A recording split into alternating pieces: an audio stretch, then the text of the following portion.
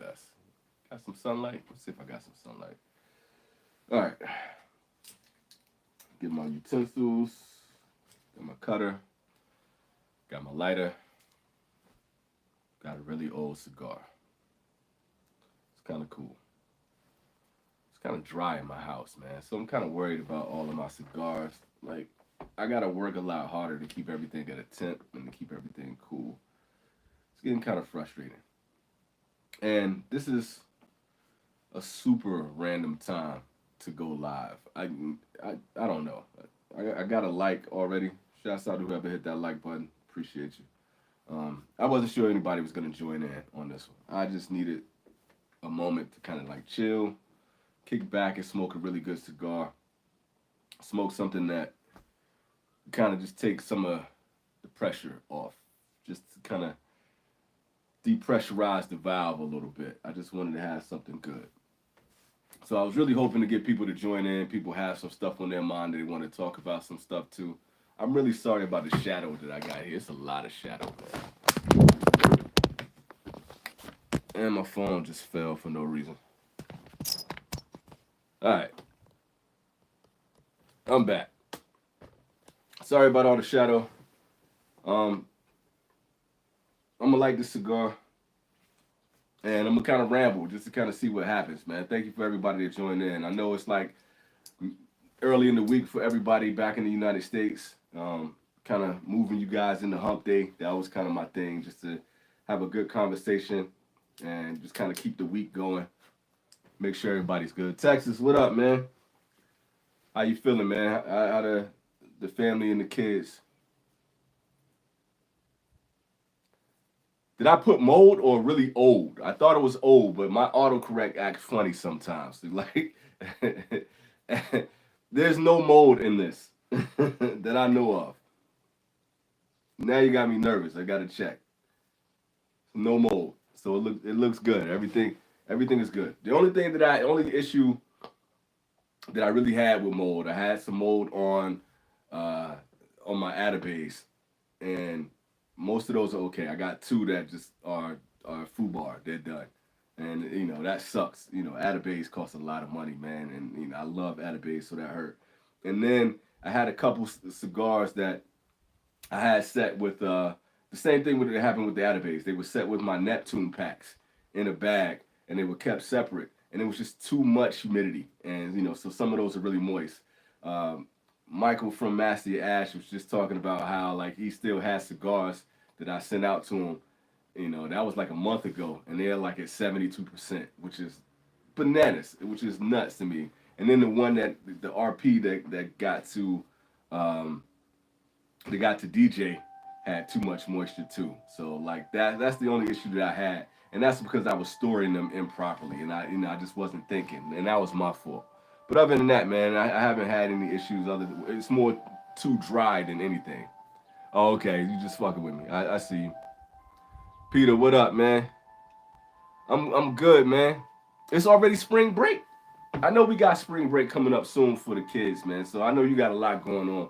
I know it's coming up soon. I think my wife said it's at the end of the month though. So, but I was gonna talk about that, man. I'm ready for spring, Bree. I'm happy to get the sunshine right now. I'm ready for spring. I'm tired of this cold shit. I'm tired of being out here and I gotta put on a smoking jacket to come out here and chill with y'all.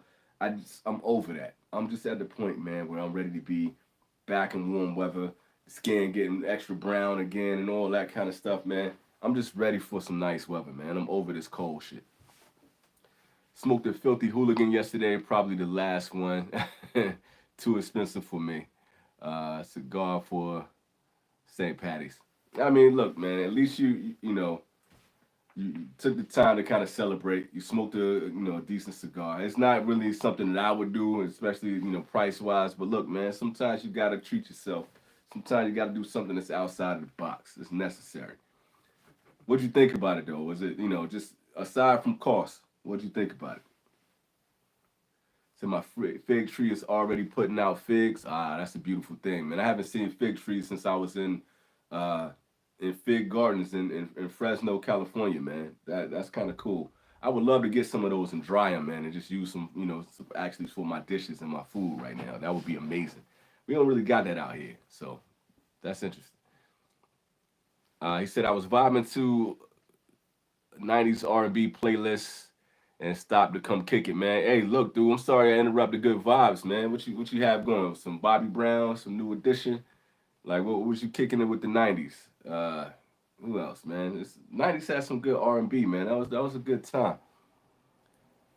Got to be careful with that Keith Sweat though. That Keith Sweat be sounding kind of suspect now. You got some Anita Baker going. Got some Anita is solid too. That was kind of '80s though. Last summer in Texas, we had 100 plus degrees for 3 months. Summer can wait. No, I feel you on that, man. But I like warm weather though. Like I'm some people, you know what I mean. So I dig that. Like that, 90, 100 degrees don't bother me as much. I don't like the cold, so I get it why people hate that shit though. I do. Said I wouldn't smoke that filthy hooligan again. I feel you on that. You mean R. Kelly? No, Keith Sweat. R. Kelly too. We already know about R. Kelly, but people ain't pay attention to Keith Sweat's lyrics, man. Keith, Keith got some wild lyrics, man. I'm trying to go through the mental Rolodex in my head, but that might be something I might have to hit you with a text on when I can just think off the top. Keith was talking greasy. We already know about Kels though. Power bills were like 500 plus a month. Though, like something funny about that, man. We got this new place, the place that you guys see that I'm filming from now. So it's a pretty decent sized house here in Japan. We got 4 bedrooms, and we got a fifth room that's a tatami room that's kind of like a Japanese traditional room. And the way Japan does this is like LDK, so that's living room, dining room. So we got a 4 LDK, right? And when we got here, we just acting like we were in a small place, like we were living in Zushi. We had a really tiny spot with a nice view, and it was 2 floors, but it was like almost like railroad style. It's very thin. This place is not like that. This place is a little bit, more sprawling. It's a little bit bigger because we're in a smaller town.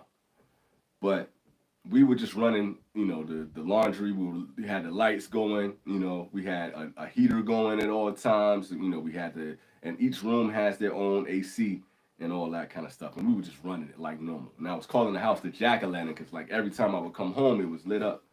B, we got that bill, and in U.S. dollars, it was about $650 U.S. My wife almost lost her mind, but I was like, yo, it's not anybody else's fault. This is on us because we got here and we just, clicking lights on, the kids leaving lights on in the room. They downstairs, they got their room lights on. And we just running. I'm running the washing machine like crazy, And people in Japan, they hang their clothes out to dry. They don't use their dryers, like rarely ever. It's just for like if it's an emergency, that's the only time they do that. And my dumb ass is acting like an American, and I'm just running the washer dryer, running the washer dryer. I learned the hard way. We ain't doing that shit no more. I be smacking off lights like it's crazy in this piece, man. So I can only imagine what it's gonna be like in the summer. That's gonna be crazy. So I totally feel you on that. Oh, P Diddy got more than enough problems these days, man. That's a whole nother thing. So Keith Sweat, dodged that bullet, but Diddy kind of moving in R. Kelly lanes right now. It's real ugly for Diddy right now.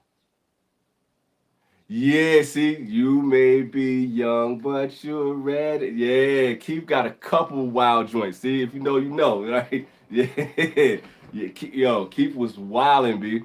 And it's another one too, man. Like, but that's not the only one that he did like that, man. So, but it's funny, man. Sign of the times.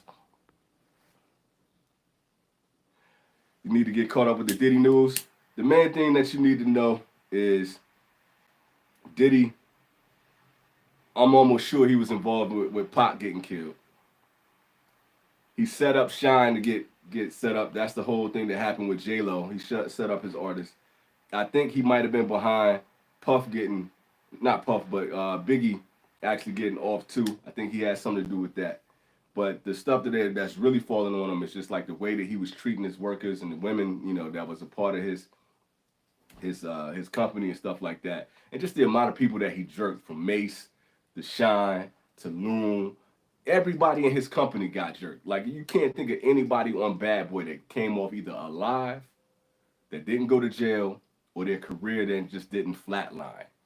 And that's all the way up to the band, all the way back to Craig Mack. Like it's an ugly thing, dog.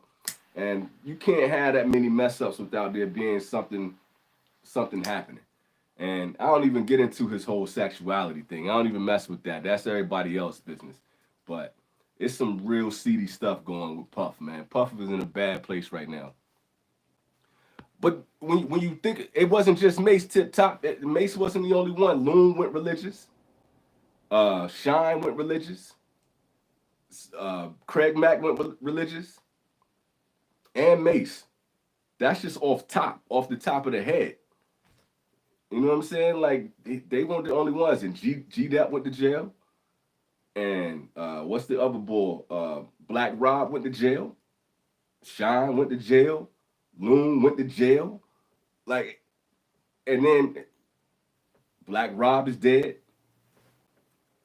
Craig Mack is dead. Biggie's dead.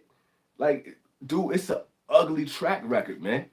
Like you that doesn't just happen, man.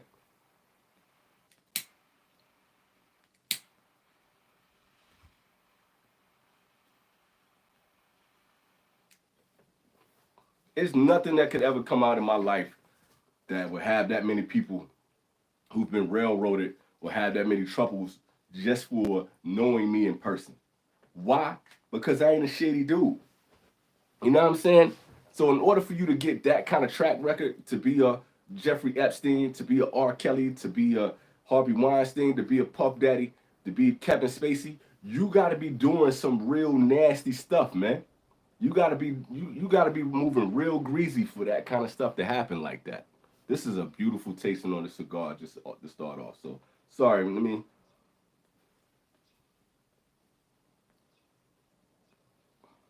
That's absolutely wonderful just to get started.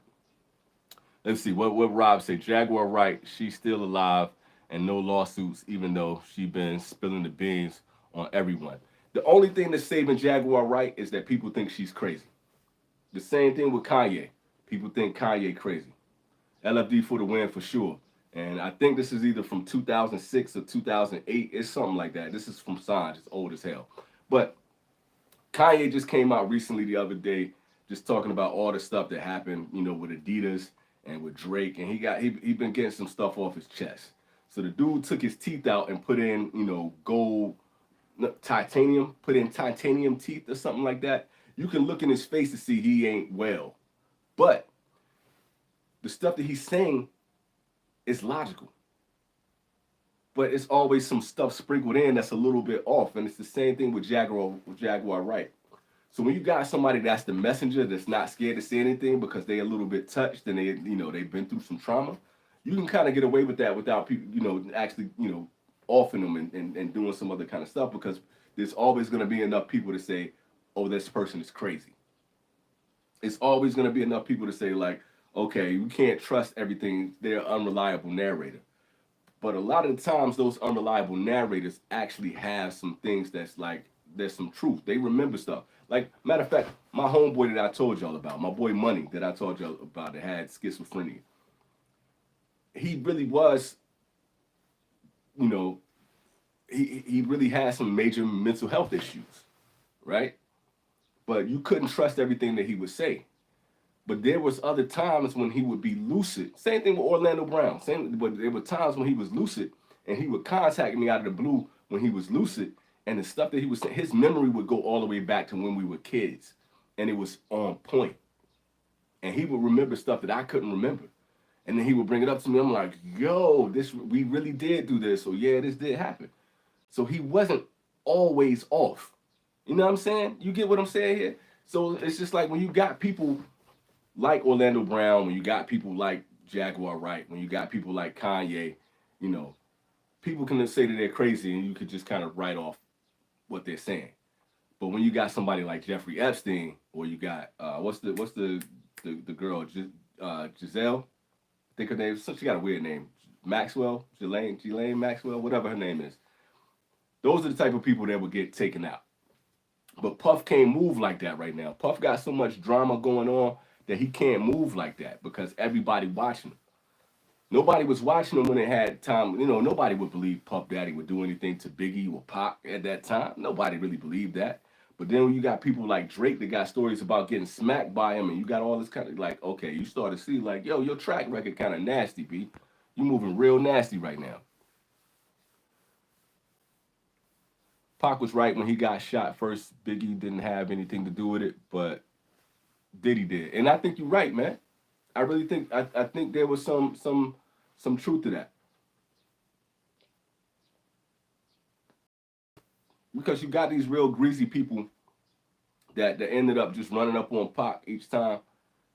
They all had some kind of connections to Puff. You know what I'm saying? And it's really like you can't be connected and tied to that many things unless you really getting your hands dirty. You feel me? Like that kind of stuff don't just happen out of the book. Pac was a little bit off too, but at the same time, I think like when you really look at like somebody saying like connect the dots here, like this dude ain't who y'all think he is, and then later you hear Usher having his things to say, and then later it's like it's Jaguar Wright, and then you got Mace has been telling everything that's been going on for a while, and when you start to connect the dots, you see like yo Puff was really connected to some nasty stuff, man. It's just kind of it's a weird life, and I wish all of it would come out. You know what I'm saying? I wish all of it would come out in the sense that it's just like so there's not any conspiracy theories or speculation and all that kind of stuff. I really wish that kind of thing would come up. Roger, what up, man? Good to see you, homeboy. Thanks for showing love to everybody, man. Thanks to everybody for coming in. Enzo, what's good? What LFD am I smoking? This is a LFD that came from Saj Patel. It's a Factory Press 4, I think, and it's from like early 2000s. I'll say that. I couldn't get a definite answer on exactly how old this bad boy was, but I will tell you that it's smoking beautifully, beautifully right now, man. And just like Tip Top just said just a moment ago, it's LFD for the win. It's actually doing what it's supposed to do.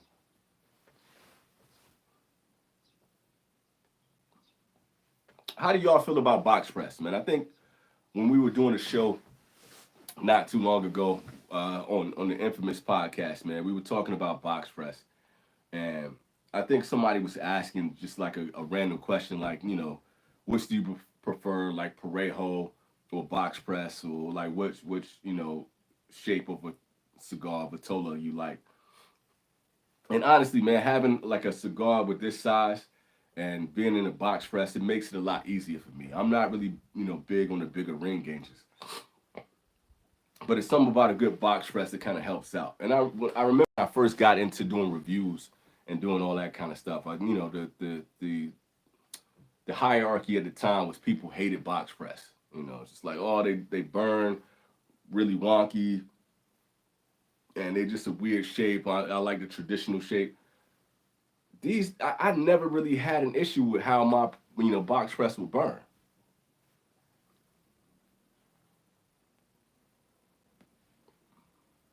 In general, you guys know like my favorite Vitolas. You know that I like a Corona or Lonsdale, and y'all know that I love the Shark Vitola. But honestly, man, and I did like a long time ago. I did a show on like the different Vitolas and the Vitolas that I love. It was an old top 10, and I'm pretty sure my point of view has changed somewhat in that time frame. Now I'm getting hot. I might have to come out of this smoking jacket. I might have to come out of this bad boy. At least unzip this bitch. God damn. But it's one of those things where like I like a good box press, man, and I like the aesthetic of how a cigar feels in hand matters to me a lot. So I am smoking the best right now, Peter. That was kind of the goal, man. I kind of needed this today, man. I needed some motivation, and honestly, I needed to talk to y'all, and I needed some time to sit down with my best cigar, and that's why when I saw this aged LFD, I was like, that's it. That's what we smoking today. Let's see. Sal is up in here. What up, Sal? Tim is up in here. What up, Tim? I'm just popping in real quick. All right, man. Be safe, man. I'm glad you popped in, though. Rob kind of took his comment back. I don't know what that was. Let me see. It depends on the cigar, but as in general preference, I like a Parejo. And Sal, I kind of feel you on that. I do like a good Parejo, man. And, it's a natural thing. but I don't have the animosity towards the box press that a lot of people have. You know, and I feel like a lot of people just like, oh man, they burn wonky. Look at this motherfucker, man, and it's burning slow too. But that's kind of what LFD does, man. You kind of expect that. Ah, damn, it's got a nice smoke body, man, and flavor body too. Nice. Enzo said I don't have issues with the box presses either. Oliva, am I reading that as Olivia or am I tripping? Oliva, Melanio got me used, got me used to them, and I can see why. Because it was a time, Enzo, when I was smoking the Melanio like all the time. That was like a regular joint. And honestly, when I think about it, not just that, also the EP Carrillo trilogy was a nice box press. So I kind of got used to it with those cigars too. And there was a period of time where like the Melanio, the Pledge, and the Encore was in a steady rotation for me. So that box press kind of came natural then too. And then I really was digging the Davidoff Nicaragua box press too. So that one kind of like struck a chord with me. So there was a period in time where I was kind of smoking like that on a regular basis, and that Melanio definitely kind of made a comfortable spot. That's a really good point. Have they released the Melanio and the Parejo? I got like several Vitolas downstairs that I haven't smoked. Didn't they do that in a Parejo, or am I tripping? Y'all correct me on that. Let me know, because I think I got one down there that's in a Parejo. I think. I know I got the Salomon joint, the Figurado, rather, and that's box press too. And then I know they had the Salomon one with that's just a Oliva V. That's not a Melanio. And I just smoked that the other day. So y'all let me know, man. Maybe I'm off. Rob was like, I like box press for some reason. I don't recall having a bad one, no matter the caliber of the stick. You know what I mean? I think it comes through, and it's kind of a nice thing to have like a really good box press like that, man. And I've had some that were kind of foobar, but it's not a normal thing. For the most part, Rob is usually like, I'm getting a good smoke out of this. So I feel you. Wesley is up in here. All is well, man. All is well, Wes. Like, honestly, on a day-to-day basis, life is good. I get up every day. I'm stretching every day. That's kind of a new thing that I'm adding into this. I'm making good food. I'm trying to cook good food every day. I go out and I work out, and then I go and do stuff for the family. I go do stuff at home. I'm sending out packages to people, taking care of the kids. I'm just kind of like getting stuff done. The only downside right now is that I'm having a hard time getting motivated for stuff that I need to do just for me. And that's the stuff that I'm having a hard time with. And that's what I was thinking about today, before I got on. I was like, if I don't organize my day and just have it like, okay, you need to set up to do this. You need to study your Japanese. You need to work on, your new YouTube channel. You need to work on getting your merch out. If I don't have that schedule in my day, I won't do it. And that's the kind of the problem that I'm having right now. I need to get myself motivated. Hold on, I gotta take a draw. This is amazing.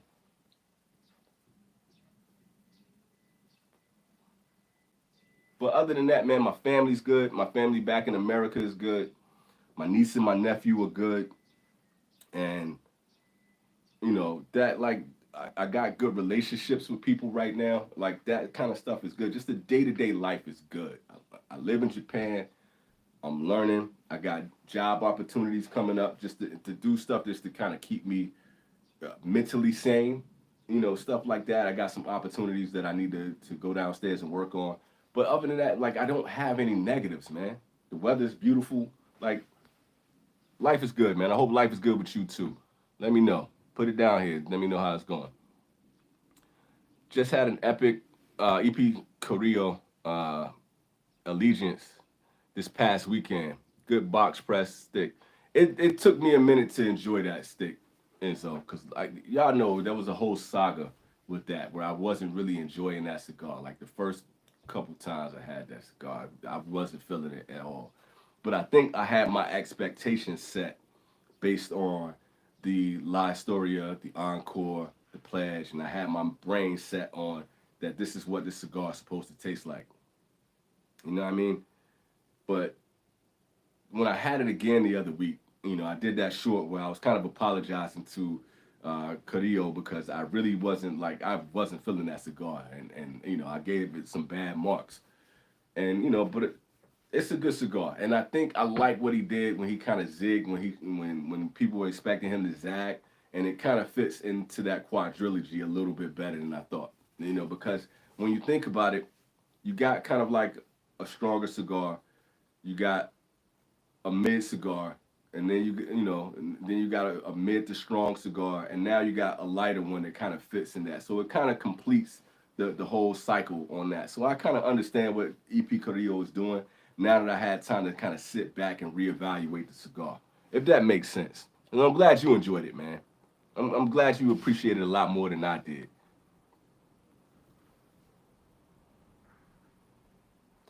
Perla del Mar Maduro had that.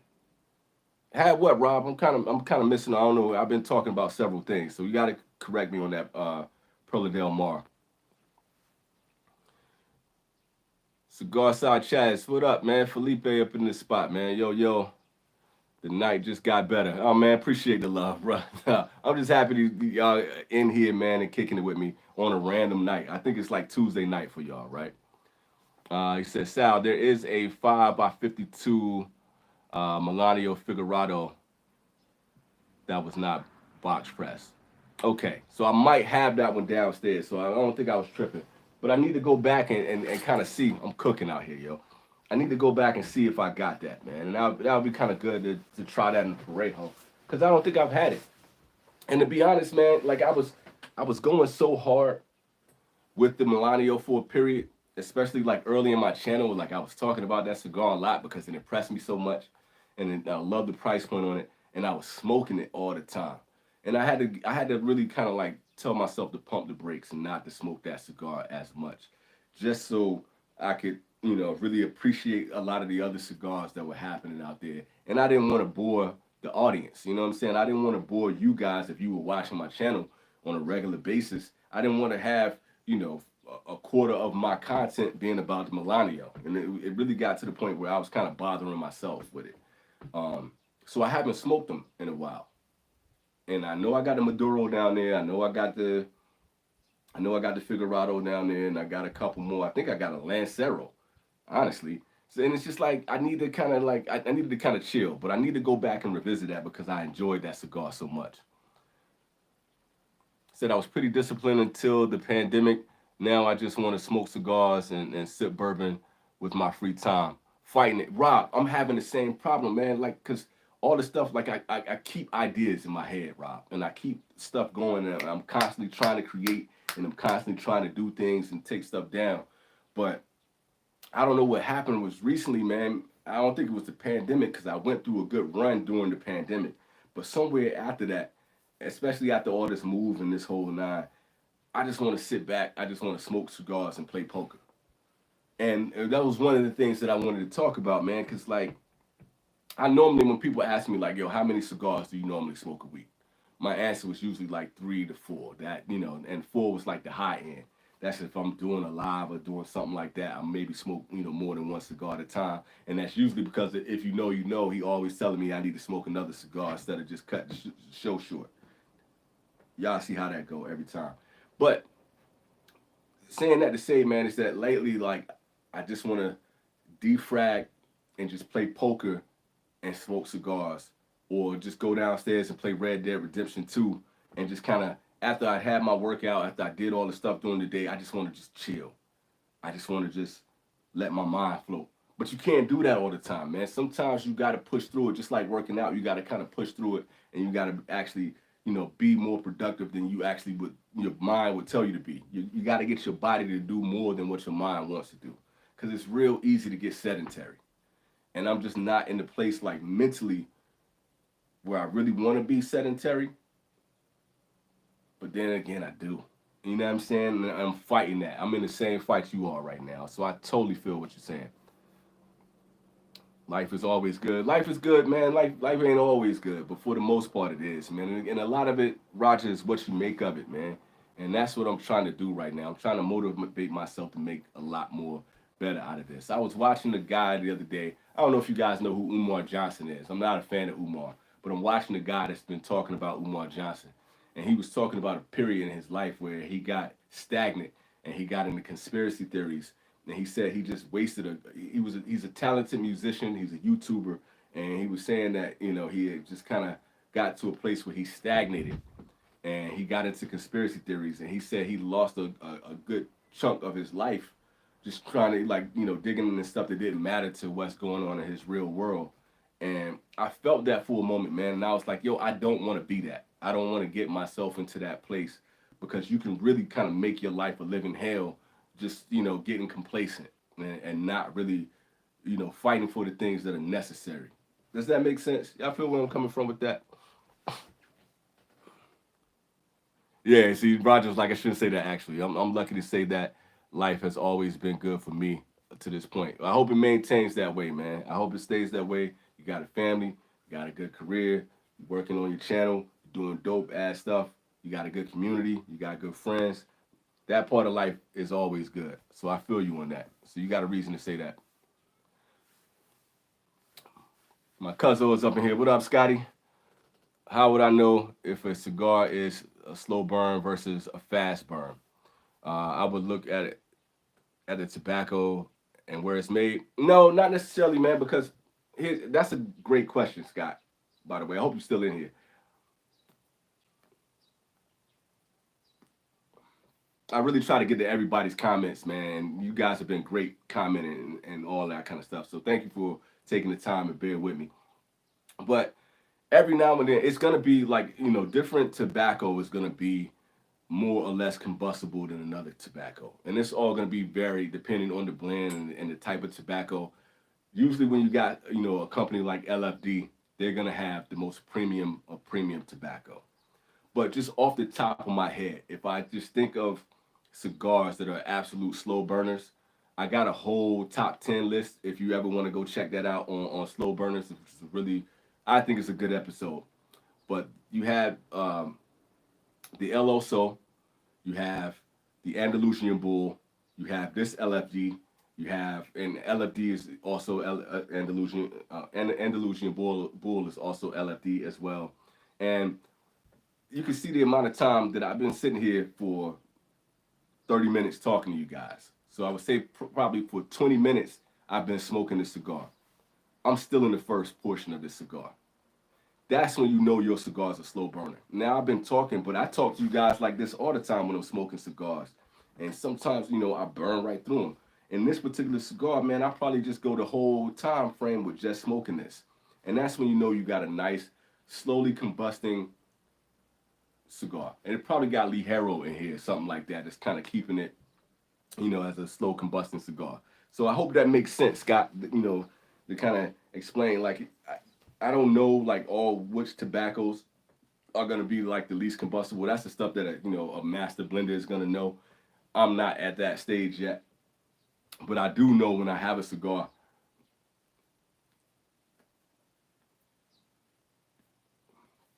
and I'm taking good draws and I'm taking good puffs on it, and it's still barely inching and barely moving. It's only centimeters at a time.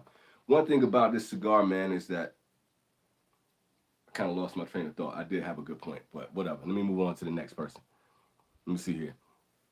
Yes, sir. Any day on this earth is better than a day in the earth. Man, I like that one. That's real. That's on point, Wes. Plus, I'm ending the night with you alive, so no complaints, man. That y'all, when y'all say stuff like that, man, it really means a lot to me, bro. And that's part of the reason why I came here, man, just so y'all can keep me motivated to keep making content and to keep just coming here and chilling with y'all and have a place to just kind of offload and just kind of, fellowship. You know what I'm saying? That's major, man. So thank you. So Peter just said, random lives are the best. Thank you, bro. I agree, Peter. EKB just flows in these lives. It's not just me, man. Y'all are giving me stuff to talk about. Y'all are just kind of allowing me to kind of express things, man. And it's a lot to get off the chest. Then I think about that sometimes, man. I think about, like, if it's at the end of the night for y'all, and Peter and Roger were talking about, like, they were watching the show just while kicking it in bed and stuff like that. If y'all are like me, I'm at a point right now. Sorry for the allergies. I'm at a point right now that usually y'all see that I got the headphones on. I usually got to have a podcast going. I usually got to have something in the background to keep me, going and entertained. And having a really good pod or a really good, YouTube show or something like that that just kind of has a conversation going. Somebody talking about something that's interesting just kind of keeps my mind working, and it just kind of keeps me in a steady flow state. So I kind of hope that, when I do these lives, that I'm actually giving information that's worthwhile or talking about a topic that's kind of fun or entertaining in the time being. So when Cass is saying like, yo, I'm just kicking back, I'm in my truck and I'm listening to, your live, or I'm at work, I'm on a late night shift or whatever, doing the right thing by myself by making content that works that way. That being said, I also don't really worry about like when I'm having these long shows and I'm going for 2 3 hours or something like that. I don't really stress it that much because I feel like for the most part that I'm actually keeping the content alive well enough and keeping people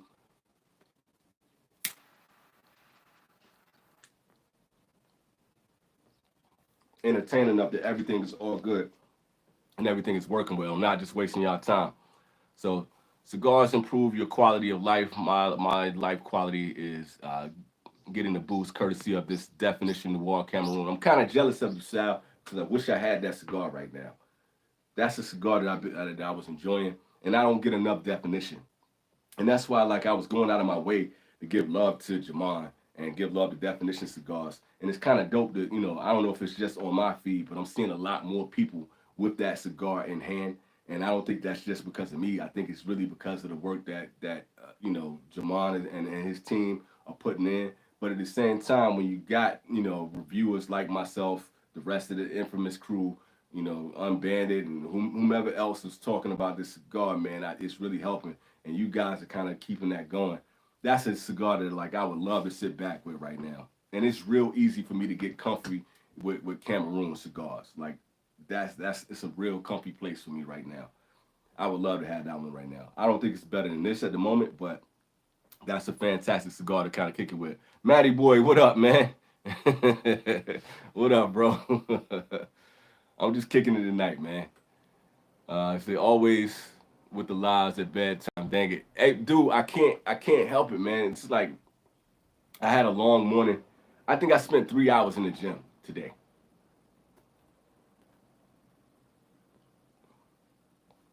I did my stretching and I did a chest and back workout, and then I talked to my homeboy and I went and shot basketball for a minute. And that's kind of the way. That's the other way that I kind of frag and kind of get my cardio in. I shoot some basketball just to try to get my shot right and just to kind of feel like, I'm not so old that I can't move anymore. That I still got some fluidity to me, and I had to, send out some mail and do some stuff like that. Then I came home, and I came home, I was like, damn, man, I spent 3 hours doing that, and it's just like I had to get myself, reanimated again. So like most of the day is gone. It's like, what is it, noon here now? What time is it? 12:30. It's a little bit after noon. So I'm sorry that it get late for you guys, but I usually try to feel like I'm gonna catch at least, some of the late night people in the central time frame, and then, the people on the West Coast. I really get to kick it and vibe with the people on the West Coast. Every now and then, man, I get a few people on the East Coast to come in. So I'm sorry I'm doing this. See, yeah, I got Peter East Coast. I see y'all throwing all your stuff up, man. Y'all vibe where y'all at. You got Central too. Y'all, hey, we don't need no East Coast West Coast wars in here, man. We already talked about Pac. We got that out of the way, right? That's funny, man. Done smoke Popetto while you're smoking that first part. You see what I'm talking about, man? You see that? That's like, here's the thing, tip top. Like I gotta try that polpetta, man. Like I haven't had it yet. That's one of the soccer lines that I haven't had a chance to get. I wasn't like super excited to jump out the window, but I've heard good things about that. But there are some cigars that I kind of got to get back on my DTT game, and I was just talking to Matt and Michael about going to PCA, trying to see if I can slide them some ducats so I can get that Umba God. What's the joint called again? What's the name? It's not the Golden Child. That's the Don Dorma. Bronze back. I'm curious about that cigar, man. I got one Umbagog left, and I haven't smoked it just because it's like that's my last one. I just smoked the Micarita Tricky Tracker maybe 2 days ago, and and all the stuff that I got that's in my humidor right now, I don't have pulpetta at all, man. So I hope that was good to you, but you see how this is rolling, man. This is a slow burn. I gotta show love to Sanj for this too. This is a beautiful cigar. I gotta tell Sanj that this is probably one of the best experiences I've had with this cigar in a minute, man. And it's just, I know it's aged, but it's not aged to the point that it's washed out. It still got some flavor to it. It still got some nice, toasty, cinnamony bites, man. It got a little bit of a milk chocolate vibe going to it. It's wonderful. And I'm gonna be here for a minute with the cigar. I ain't even like what, maybe a third of the cigar is gone right now. Maybe. That's insane. Peter said I never stretched before 35. And you know what? I didn't either, bro. I didn't either. But I got a homeboy, man, that, you know, he went through a body transformation, man. He really put in a lot of the hard work playing basketball, working out. He really kind of changed his body, and we're about the same age. We've known each other on the internet for quite some time. And he hit me up the other day when we were just kind of talking about working out and getting back in shape. And he was like, yo, are you stretching? And I'm like, nah, bro. And my lower back right now is killing me. Like, it's, he's like, yo, you got to start stretching. You got to get it back. And he gave me a couple routines and stuff to get into. And I need it, bro. I don't know if y'all are into Bruce Lee like that, but y'all ever see Bruce Lee when he would flex his back and then he would bend over and he would be able to touch his head to his shins and keep his legs straight? I used to do that. When I played soccer, like I used to stretch like that every day. And I didn't do it, just like before workouts and stuff like that. I just wanted to be like Bruce Lee, so I wanted to be able to kick high and do all that kind of stuff. But when you're a teenager, that kind of stuff comes natural. You know what I'm saying? I ain't had to work hard for that. Now I gotta work to kind of stretch and be mobile, and like I gotta get up every morning and I stretch, before bed at night, and I do full routines. I never did that before, bro. I never did that before. I gotta do it now. So I feel you, Pete. I know you probably said this already, but what LFD is that? Sorry, I was watching Felipe's premiere. Felipe, my bad, bro. I didn't know you was premiering something right now, but obviously I'm kind of caught up. But I will go back and watch that, man. I'm trying to support all the homies when they do that show. To answer your question, Mike, this is the LFD. This is the Box Press 4, I think, and it's from early 2000s. It came from Sanj Patel from his basement. He sent out some stuff to Matt, and he was telling me that he was gonna send me out, one of his older cigars, just out of the kindness of his heart. And it's just kind of cool to really smoke a really well-aged cigar like this that is not aged to the point that it's washed out or bland and all that. It's just a really good LFD, and you can see how this bad boy is smoking right now, man. It's crazy.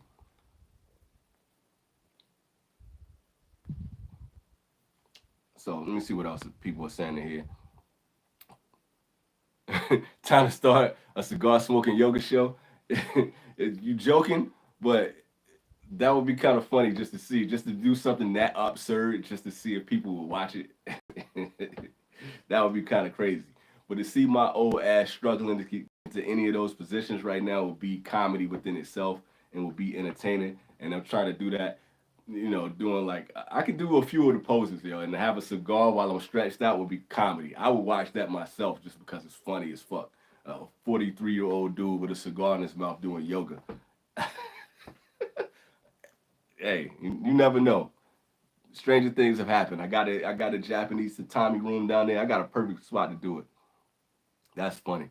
If you know, said speaking of Bruce Lee, the creator of Dragon Ball died. Yeah, man, we was just talking about that, man. We was talking about that on the infamous pod, and I got a strange relationship with Dragon Ball, but when you think about it, just in general, I was talking about his impact. Like, it's very few people that can actually, make content that can be international and literally worldwide like that, and span generations on top of generations.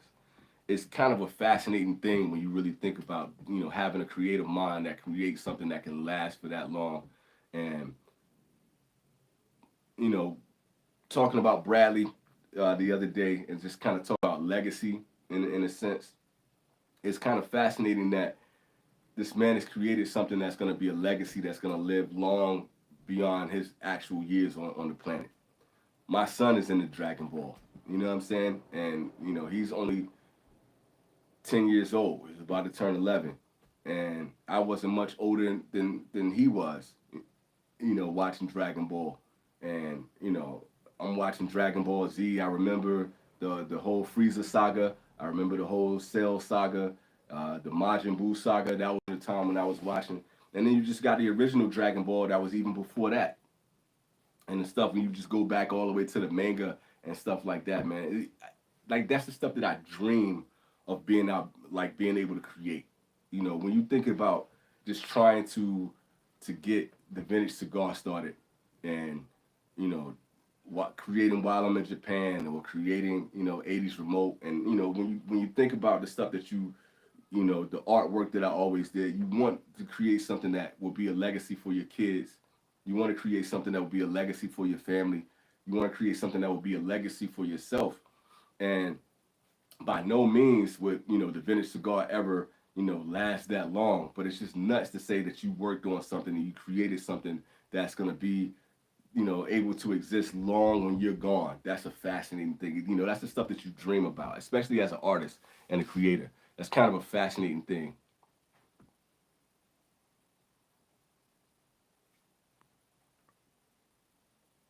Dude, that was the best of the 60s I've had. Best of the 60s. What I miss, Matt? Just if I'm just not catching on.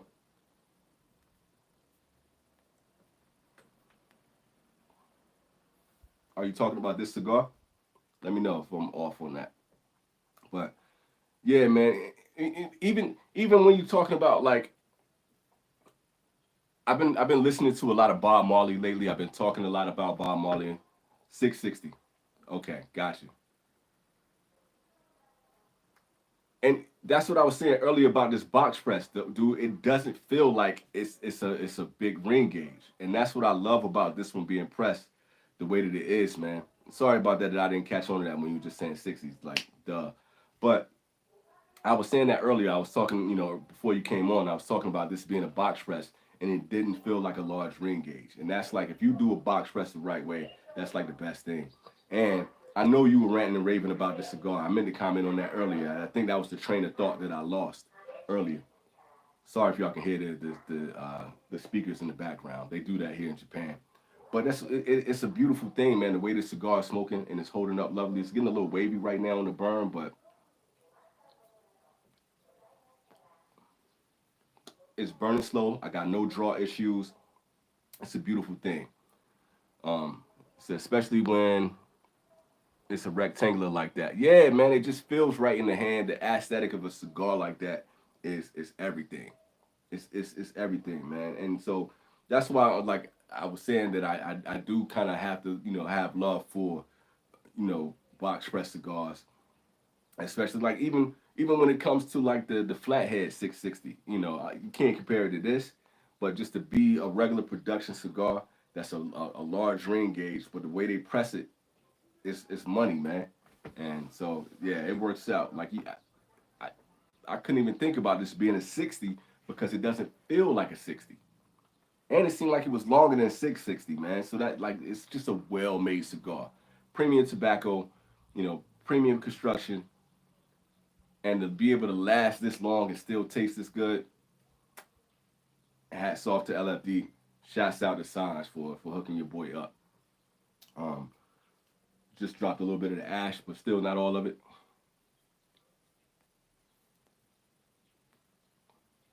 Wonderful cigar. But I was saying about like legacy in general, man. I've been listening to a lot of Bob Marley lately, and not because the movie came out, man. But like I've been a diehard Bob Marley fan since I was a kid. I really got into like in I think probably like middle school, going into high school. I got into reggae music, and I got into Bob Marley more than anything. And I kind of talked about this before. I was kind of finding myself spiritually, and I was kind of finding myself like maturing and kind of becoming my own man. And I've always like really been into Bruce Lee. And it's funny, like to have just like this random kid from North Carolina, you know, being in the martial arts, and I literally grew up every day watching The Big Boss and Into the Dragon. I had a VHS tape that I would put in and I would watch it every day, and I would train with my nunchucks and I would kick and I would do push-ups and do sit-ups because I wanted to be Bruce Lee so bad. I wanted to be just like Bruce. And then I kind of got into to Taoism because of Bruce. I read the Tao Te Ching, and it's just kind of nuts that a dude that was born in the 1940s created a legacy that would live so long that a kid born in 1980 would fall in love with him. And now my daughter, I show her, um, which movie was it? Fist of Fury for the first time, and she gets up every day, and now she's watching. Every time she get a chance, she want to watch Fist of Fury. That's nuts, man, to create a legacy that lasts that long. And now, like when I'm in the car, like I'm playing Bob Marley for. Now, if you guys saw the show with Bradley, I was talking about like how I introduced my daughter to Bob, and she's asking questions about how he lived and he died and all that, and now she's learning the lyrics to the song. It's just amazing to be able to create something that a legacy that can last long, long beyond your death. Bob died at 36 years old.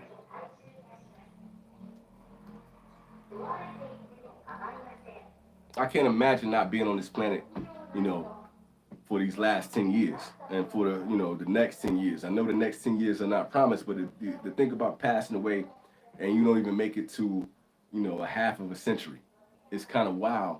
But to have a legacy that, I was listening to this kid named YG Marley. And I don't know if you guys follow music like that, but YG Marley is Rohan Marley and Lauryn Hill from the Fugees' son, and it's Bob Marley's grandson. And he just put out a song. I think it's called like "Praise Jah at Night" or "Praise Jah in the Night," something like that. But it's a dope ass song, and it sounds like Bob, but it also sounds like something that's a lot more contemporary, and it's just kind of cool. Like this dude got kids and grandkids that are living off of music that he made trying to liberate people. That's some dope ass shit, man. Does that impress anybody else but me?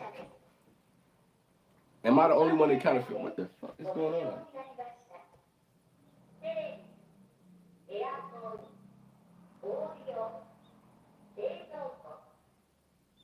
I don't know. Something about air conditioning. So I don't know. So they're probably telling me like, to take care of my air conditioning.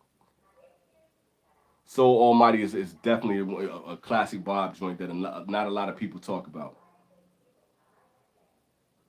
So what was that song, Wesley? If you look up YG Marley, and it's called Praise Jah, and I think it's like Praise Jah in the night or something like that, or Praise Jah, in the moonlight. It's something along those lines. But if you put in Praise Jah and YG Marley, it'll pop up. And if you don't like that song or the first time you listening to it, I will be shocked, especially if you rock with, especially that old school Bob. That's some really good stuff, man. I was talking online recently about some of my favorite on Facebook actually about some of my favorite Bob Marley joints, and I can put on Midnight Ravers, and I can let that go for hours on end, man. Or put on Pimpers Paradise, and I can just let it go. And it's just dope stuff. I'm getting to the point, man, that I can understand Japanese if you're speaking slowly, I can get certain things. My teacher has been kind of teaching me this week about grammar and kind of understanding how to use different particles and stuff within the grammar that it helps me to kind of connect sentences now. So my whole goal, like when I'm learning Japanese, has been to get a decent vocabulary down because a lot of things in Japanese, like you can say one word and it basically can express a lot of things. So if you're thinking about, okiru just means to get up, and that's just you can say that like, you can just tell somebody okiru or, kite and come here. like little stuff like that, you can kind of do stuff to understand. I got a funny story based on this. So I've been telling you guys about this house that I'm living in, right? And our smoke detector is going off. And it's beeping like every few minutes. Beep, beep, beep. I cannot find the smoke detector in this house. So I can't change the battery. So this thing has been beeping for days. So we called this guy to come over. We called a translator, and she's been sending this guy to do like the little repairs that we need done in the house. So he came in into into the house, and like, I can speak little stuff, like I can say dozo, that means to come in, feel free to come in, stuff like that. I can greet him, konnichiwa, all the basic stuff. And he and I were trying to communicate with each other. So I'm trying to tell him, I'm just like, doko ni wakaranai. Like, I don't know where. I don't know where it is. My grammar is not perfect, but I can say stuff that he's just like, Like he understands enough that he understands what I'm saying, and we can communicate enough that way because I know basic words and basic phrases to kind of like say, like, doko, where? I don't know where it is. Wakaranai, I don't understand. I don't know where it is. And, little stuff like that is allowing me to kind of pick up certain conversations. I can say good morning to my neighbors, and I can study like, hey, genki desu ka? Like, how are you doing? Are you well? Little stuff like that. So I got class tomorrow, and I'm signing up for like a little part-time job where I can teach Japanese kids, like, how to speak English. So they're teaching me Japanese while I'm teaching them English. So that's a kind of a nice exchange. But the funny part is like the dude that that came over, he couldn't find the smoke detector either. So he's like, oh, kore, there, kore, doko kore, like he doesn't know either. He's confused as hell too. So he was just like, look, man, I got to come back on Friday. So I still got this thing beeping in my house. And he had to use a translator to tell me that it's lost. And he doesn't know where it is. And he would, usually if you got a smoke detector, it's right there where you can see it. You know what I'm saying? Like, like, okay, you get a chair, you get up there, you take it out, put it in your 9-volt battery, you good. Your shit not beeping anymore, and you don't become a TikTok meme. But this dude, man, he couldn't find it either, man. We both were like wondering, and I kept telling him, I was like, yep, I checked there already, so over there, you know, all these places do, like, I checked it. I don't know where it is, man. It's in my kitchen somewhere, but I think it's lost in the attic. So that's my little story, man, and my little Japanese. Let's see. Been playing Bob Marley to my boys since they were born. Timeless music, and that, it's a good vibe, Felipe. And you got that chill vibe. You got that chill, laid back vibe too, So that's just one of those things, man. You got some good Bob. I just asked myself, you can play it, so the kids can listen to it, and you ain't got to worry about the language. It got a good message to it, and it just got a good vibe. You could, like, I played Could You Be Loved, for my daughter, man, and to see her kind of, in the car, she's dancing and vibing out to it. You could play Could You Be Loved at any party. You can go to a cookout somewhere in the hood, you put on Could You Be Loved, and that joint gonna get down for like 8 minutes, and everybody gonna be rocking. So you gotta love Bob for that, man. Ben, what up, man? Peter M, what up? Peter, I got something for you, man. I just sent out $50 worth of boxes the other day, and I told you on the next round. So give me next week, man. I got something coming out to you, bro. Glad to see you, by the way. And I got a couple more people that I got to send out some stuff to. Ben says super cool. I hope to watch a Vintage Cigar episode in Japanese with English subtitles. If it comes to that, man, if I actually get to the point, Ben, where I get the language down, where I can actually confidently speak in full sentences and speak into a point where I can really articulate myself, I'm not there yet.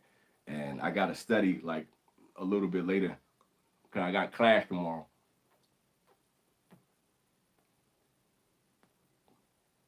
I got to get to my point where I'm going to go back to my Japanese channel while I'm in Japan. And I want to do an episode where I'm like getting to the point where I can actually speak in full Japanese. And if I can do that, I would love to do parts of my show, where I can actually speak a lot more Japanese. I'm not there yet. My confidence level is not there.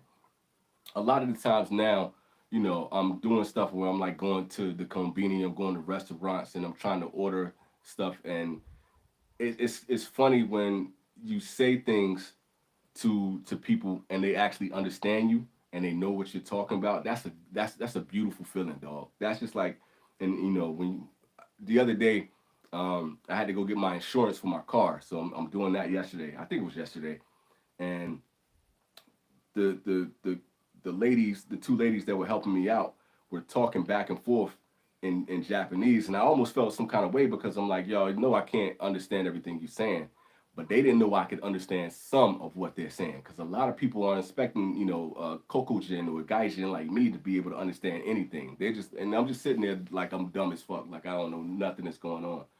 So when it got time that I had to, get my insurance papers back, and I signed my name in katakana, katakana. I signed my name in katakana, and she looked back at the other lady and she was like, katakana Josu, like he did good. He wrote his name in Namiwa, katakana. He wrote his name in katakana, and they looking like like he.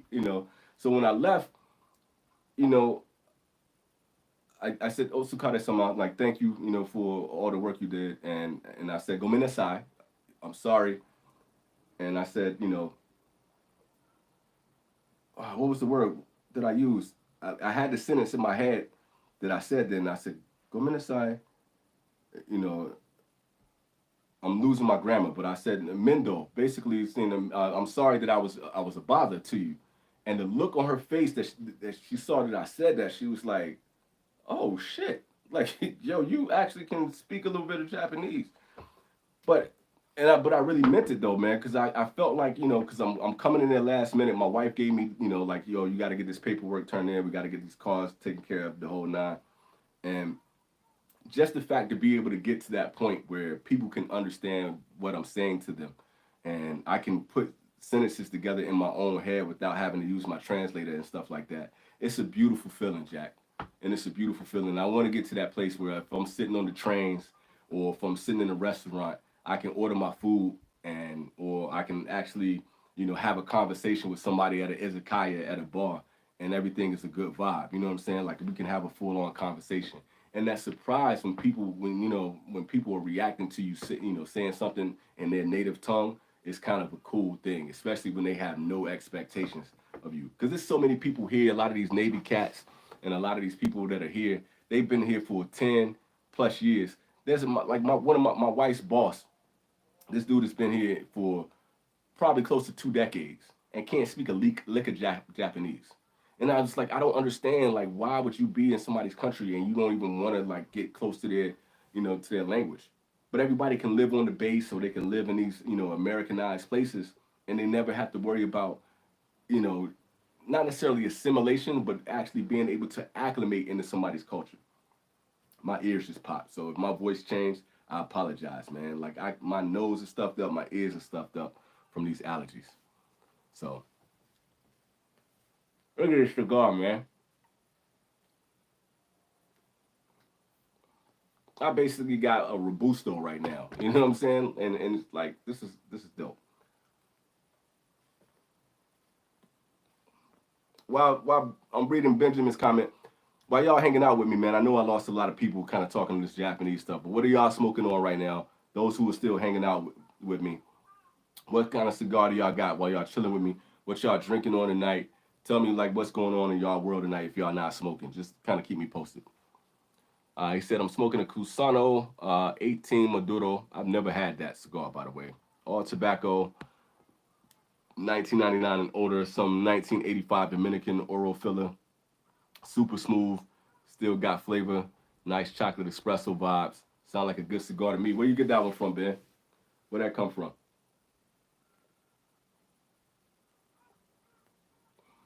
See, you did your research on that too. God damn, this is amazing, bro.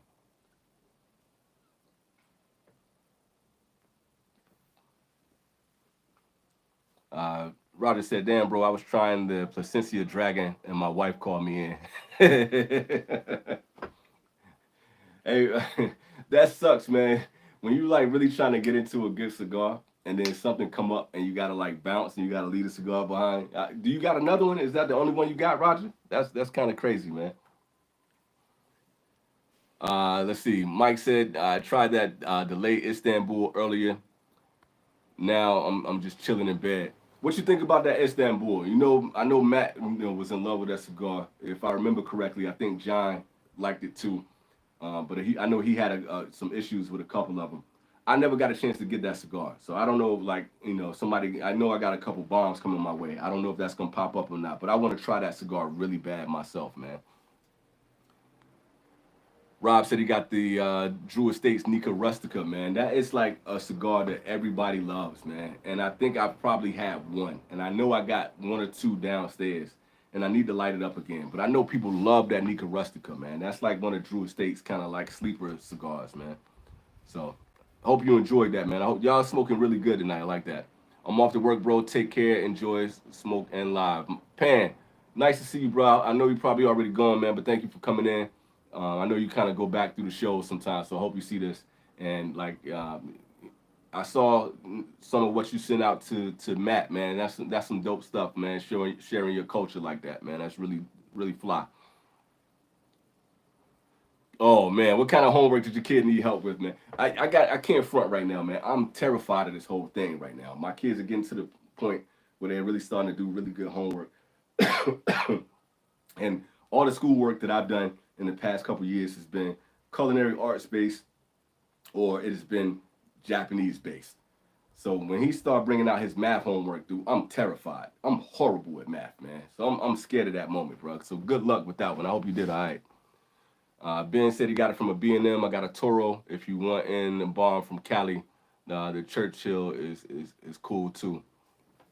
I will leave that up to you, man. You know what I'm saying? If you feel like sharing, thank you. If not, it's all good, bro. And I like getting some insights from you guys. So that's dope. If you know, you know. My mom's half Mexican. Even though I grew up in Cali, people were shocked that I'm able to speak Spanish in my childhood because I'm dark skinned and show no signs of my Latino side. Right. You know what I'm saying? And like I love that fact that like to be able to be covert like that, where you have direct connection to your culture and you have the ability of being bilingual, especially even some people can like understand a language and they don't really speak it very well. They might just be able to understand that, and that's really cool to kind of see what people are, what their true feelings are when they're around, and people are like talking around you, and you can kind of understand it, and you can surprise them like I understood exactly what you said. Like sometimes I do that. I can hear a joke and I might laugh at a joke, and then people look like, oh shit, he caught that. That kind of stuff is love, man. I love shit like that.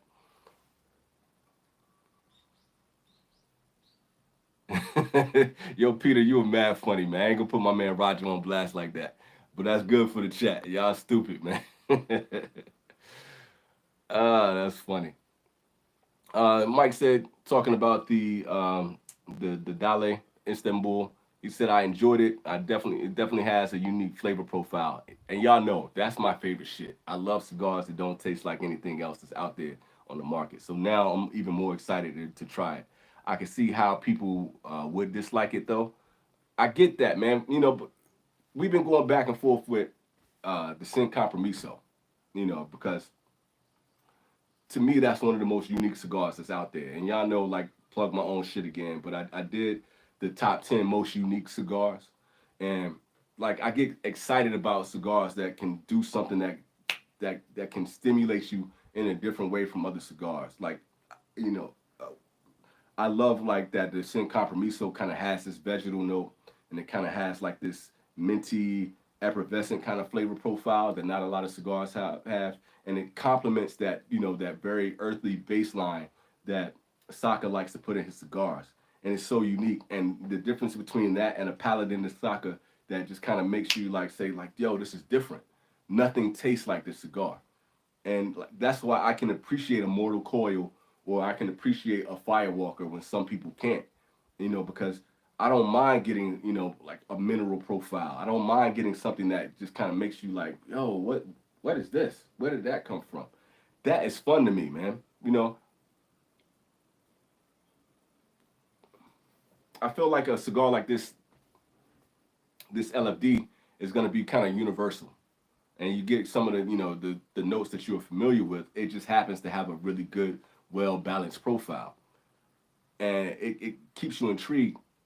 But John from uh, John from Cigar Alchemist is doing something later on down the line where he's talking about My Father cigars, and My Father to me is kind of like that is your quintessential old school cigar profile. I know you're not gonna have every cigar that's gonna be exactly the same, but if you're gonna get a La Palencia, if you're gonna get a Judge, or you're gonna get a La Bijou, I call them armchair cigars. They have a very leathery, earthy, woody profile that kind of fits into what most people would expect cigars to taste like. So every now and then you will get something that's going to be like a kintsugi, that's going to give you these creamy notes that is going to taste more milky than creamy. It almost kind of reminds me of Japanese milk tea. And you get the graham cracker and all that, and it's just like no cigar tastes like this. You feel what I'm saying? Like I love getting those like cigars. It's just like, oh, this is something completely outside of the normal wheelhouse of what you would expect a cigar to taste like. The Amazon Basin. Amazon Basin tastes like no other cigar that's out there.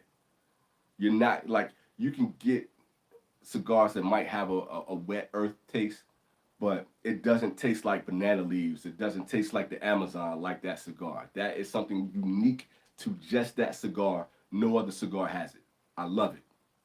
That's the type of stuff that gets me excited about cigars, and keeps me like looking for something new. It keeps me entertained to find something else that's new that's out there. So I can't wait to try that Istanbul, man. That sounds amazing to me. Wesley said Nica Rustica is in El Brujito. Is my daily. Okay. I don't know. What color is that one, Wesley? Put it down in the comments for me. Is that the kind of like bluish color, or is it kind of the greenish one? And I know it's like a yellow one, right? Or orange or something like that. I'm kind of doing these colors in my head. So kind of give me an idea of which one is that. Peter's a cold piece of work, man. Y'all don't fuck with Peter, man. But enjoying Chinchale to end the night, and that's another unique cigar. The way that that those T notes work with that cigar. I know Peter loves, you know, the Chinchale more than anybody else in here. But once again, a very unique cigar, very unique profile.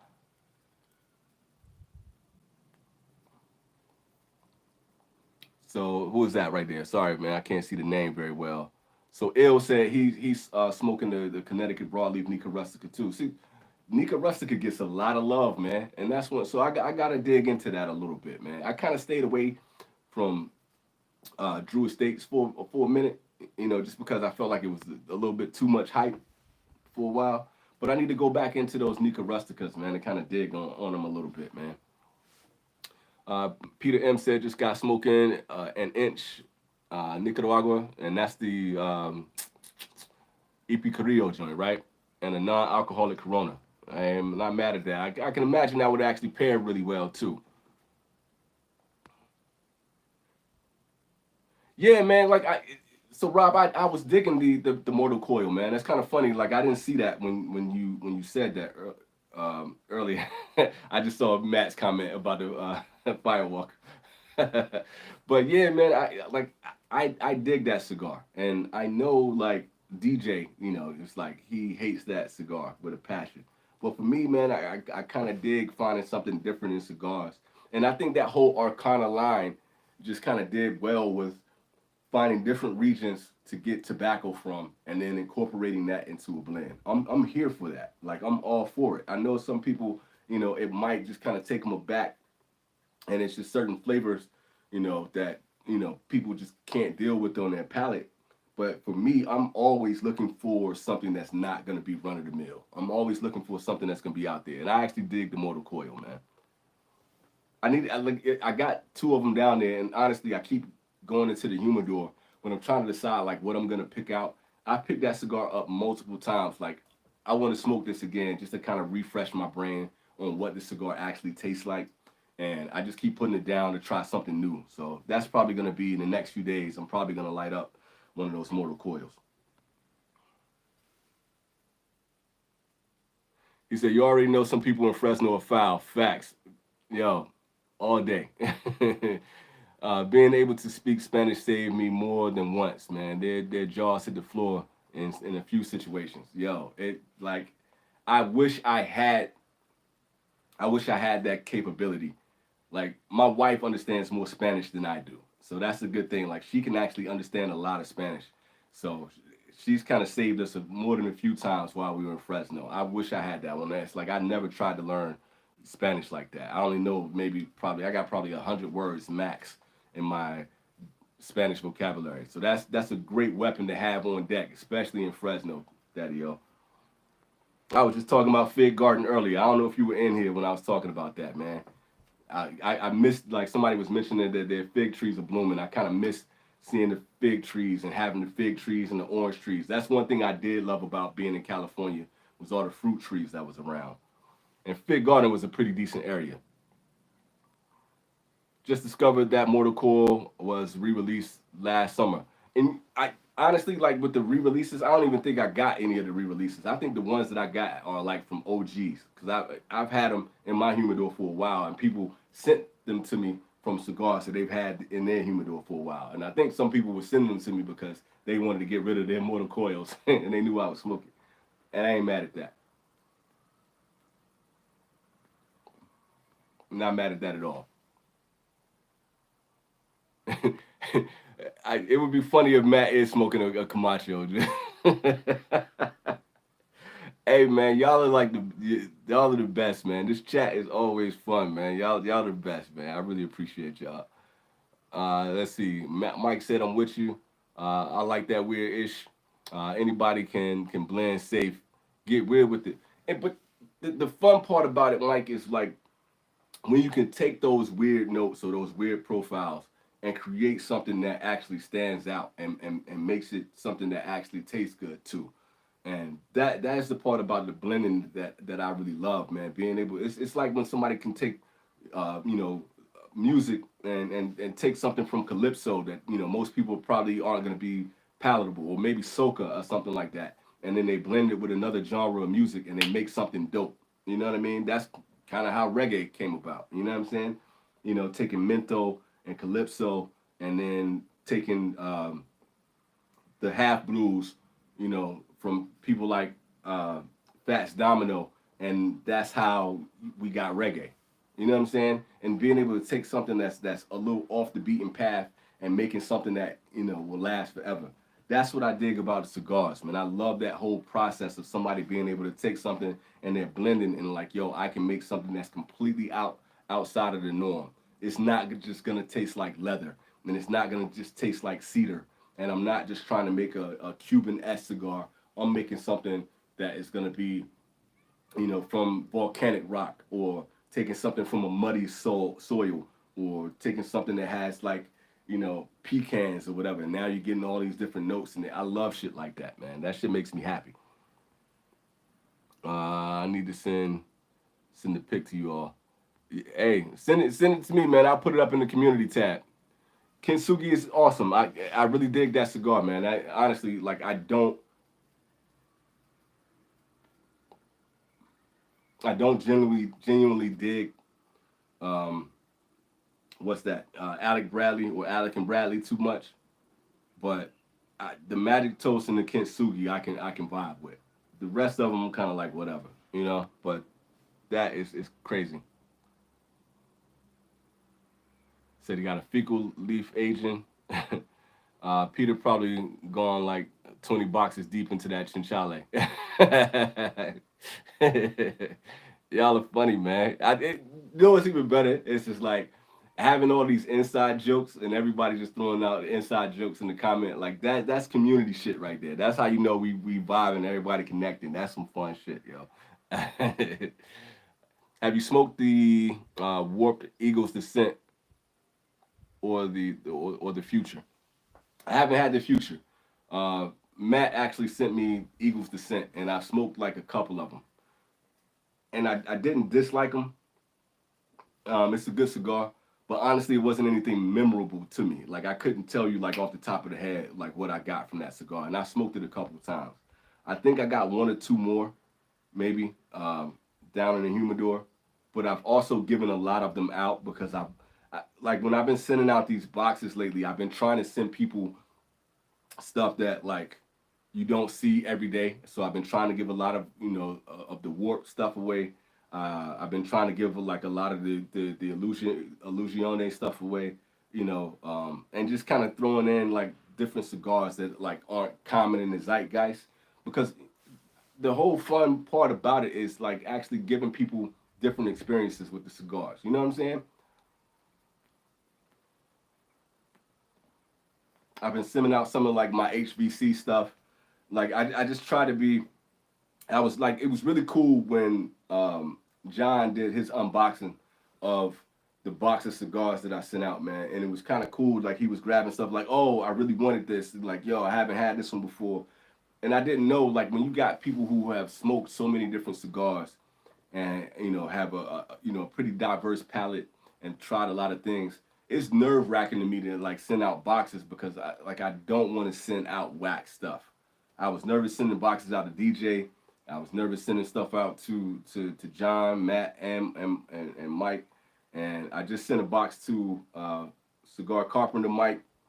So you got a box coming to you.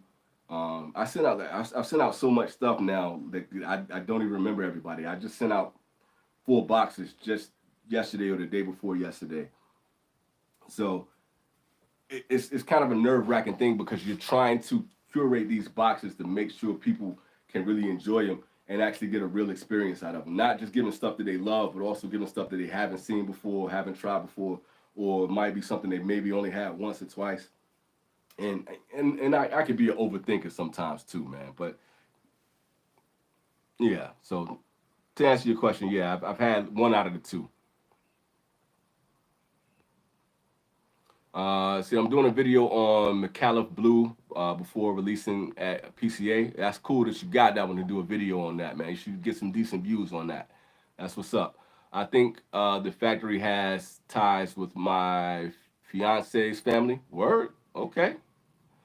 So feeling biased towards McAuliffe, so stoked of getting to do one of the first videos for the blend.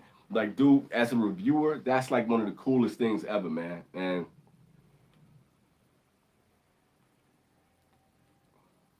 being a reviewer right now is you're in a saturated market and you're in a saturated place. And it's not all a bad thing. It's like, as long as you got different opinions and you got different people and people are kind of putting together their own thing. But it's nice when you get something that's outside of the box that you can be first or you can kind of be early to the game. That feels good just as a reviewer, just to kind of get that luxury, man. You don't always get that, so that's kind of cool. Um, Not too long ago, John Huber sent me out a box, and he sent an event-only cigar. And at the time, it was completely unbanded, and the only thing, it was just in the cellophane, and he wrote on it that event only. And come to find out, it was a blood medicine. So that was kind of cool. I got to smoke that early. I don't think I've had one since then, to be honest with you, but I enjoyed that cigar, and it was just kind of fun to be able to do that, and to get something that was only for people who were a part of the events, and to have something so early that it didn't even have a band on it and stuff like that. So that's kind of like a cool moment to have when you were doing reviews, especially early in the game. So that's kind of dope that you got that. He said, I got crazy fig garden stories. Teen years in that area were eye opening. And I can only imagine, dude. At some point in time, man, you got to hit the inbox, man, to tell me some of them stories, man. I would love to hear that shit. I've told a few of my Fresno stories while I've been on these lives, man. Like Fresno, it's a wild place, man. Fresno is a wild place, bro. Good gracious, man. The Chinchale Collective. That's a good one, Felipe. Uh, Warp Cloud Hopper is a good morning smoke. I had that cigar, and I know I've smoked one before, but it's been a while. I smoked that, and what is the little small one with the blue and white band on it? It's like Corto or something like that. I don't remember what the name of it is, but around the same time I had those. I was really heavy into Warped at one point in time, man. I don't smoke them a lot now, but I can see that being a good morning cigar. Um, I really like the El Oso. That's just kind of like my favorite from Warp right now. He said everyone is jealous. They want to have a Peter Pallet. That's good shit, man. Sometimes a fella just wants something other than just a stick of and juicy Peter. I don't know where that comment was going. Sorry, I read that one out loud. Yo, EKB Cali cigars up in here. What's that cigar you're smoking? This is an LFD factory press 4. If I read my Roman numerals correctly, man. And dude, I've been going for an hour and 25 minutes. So it's been an hour, and I still got a third of the cigar left, man. It's been wonderful.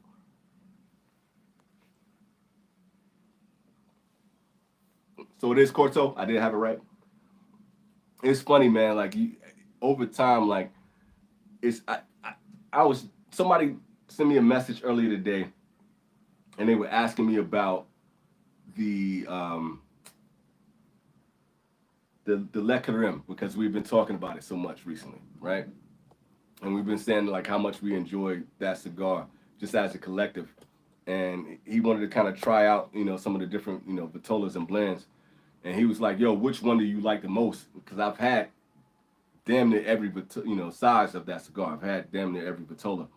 And he was like, "Yo, which one is your favorite?" And I don't really get into a lot of the vitolas differences unless it's like a really an extreme difference in flavor profiles with those cigars. And I gotta say, for the most part, that the La Carême has been pretty consistent. You know, you get a few slight differences in some of the vitolas, but for the most part, they're pretty much like it's a chocolate brownie. That's pretty much what you're gonna get from that cigar. It's pretty consistent. But I was thinking about it, and I was like, it was a Bellicoso. That was the one that I think I enjoyed the most. And he sent me a picture, and it was like 3 different Bellicosos that because he was going online trying to get them right then. And it was like Ellie, from 2019, Ellie from 2020, Ellie from 2021, Ellie from 2022. And I'm just like, I don't know which one it was.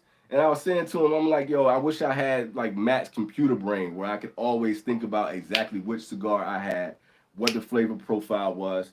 This brain don't work like that, man. I really like it's amazing that I'm able to articulate myself with as many cigars that I talk to you guys about all the time. But I was just like, well, it was the Bellicoso. I knew it was a limited. I didn't know which one. I I was just like, I'm sorry, bro. I'm not Matt, man. I can't do that. I wish I had that skill, man. I don't have it like that. We had a good laugh, but it's kind of bothering me. Like everything doesn't have to be a LE, man. Like just make a good Bellicoso, bro. You don't have to do a limited edition for every single one of those, man. That shit is just annoying and frustrating. Shouts out to John Huber though. Like I love that cigar. Y'all know that's one of my favorites. But as many of those cigars that I've had from the smallest to that limited edition that was kind of shaped like a bell. They had a little pigtail on top, the Bellicosos, like I've had just about every one that I could think of. All of them are good to me. So I wasn't even thinking about like, oh, I have to specify this Vitola to that Vitola. So I hope I helped the dude get the cigar that he's looking for. But if there's a difference in those cigars, y'all can tell me. Do y'all know anything just based on the Le Carême? I know one of them had like a slightly different wrapper than the others, but they all pretty much taste the same to me from my experience. So, I didn't get too much of a big difference. I know one of them wasn't as sweet as the others.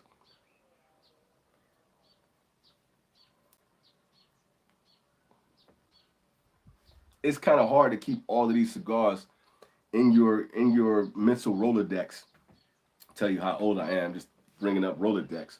Like in your mental SD card, in your RAM. It's hard to like randomly access that many cigars. It's different when you're doing shows and you're doing reviews and stuff like that, where you got time to research the cigar before you get into it, and you get all your notes and all that kind of stuff, and you kind of do a little bit of background on the cigar. And I think it's kind of like an expectation, you know, that you will be able to have like the access to bring up every cigar that you had all the time. I know cigars that when people ask me like, "Yo, have you had this cigar or that cigar?" And there have been times I told somebody like, "Nah," I'm like, "Nah, I haven't had that one yet." And then I go back into my reviews, or I go back into like pictures in my phone, and I'm like, "Oh shit, I did have that cigar." You know, and sometimes like you forget. It's just hard to keep up with them, especially like when you're smoking all the time. It's so hard to keep up with everything. I try to keep up with enough, but I can't maintain every thought. My least favorite was that little nubby Le Carême, and I think that's kind of like universal, Mike. And I think that's the one that was probably the least flavorful out of all of them. I didn't hate it. I still enjoyed it. The Bellicoso was probably the one that stood out in my memory the most, though. Seemed like wasn't enough stick to let it get into the sweet spot. And I think you're on point with that. It was like you said, it's still good, just not as good. And I think that had a lot to do with it. It didn't have enough time to kind of build like a lot of the other cigars. So you got a great point with that. Did I say earlier that I'm running low on Umbagog? Yeah, I literally have one more Umbagog left, man. And that's what I was saying. Like,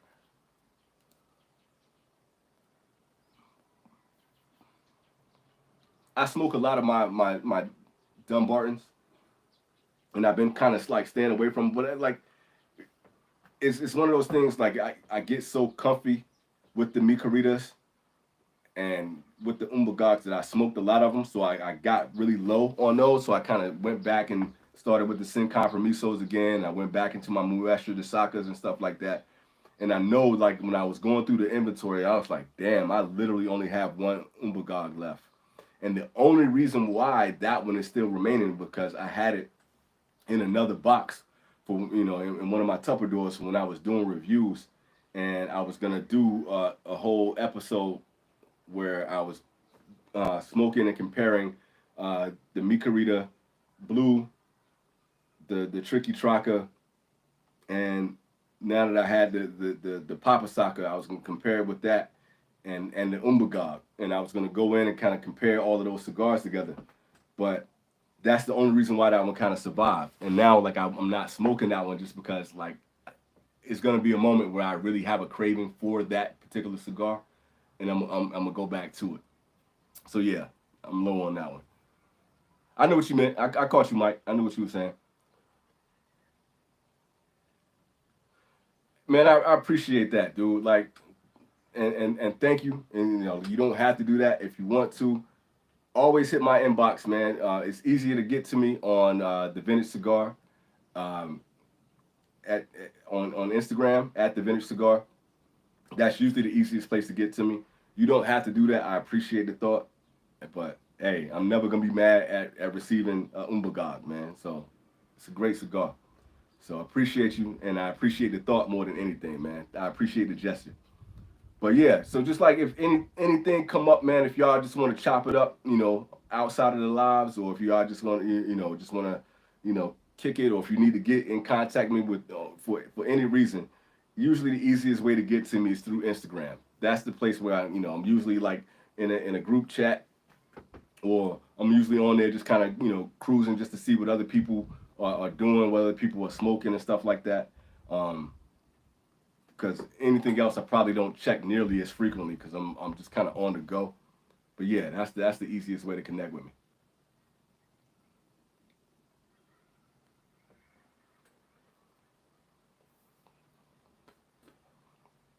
It's kind of funny, man. It's like my whole focus lately has just kind of been paying it forward.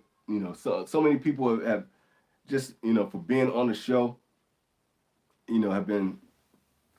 Sorry, I'm trying to see if that was a Nika Rustica band that I left over there. I can't see what that was.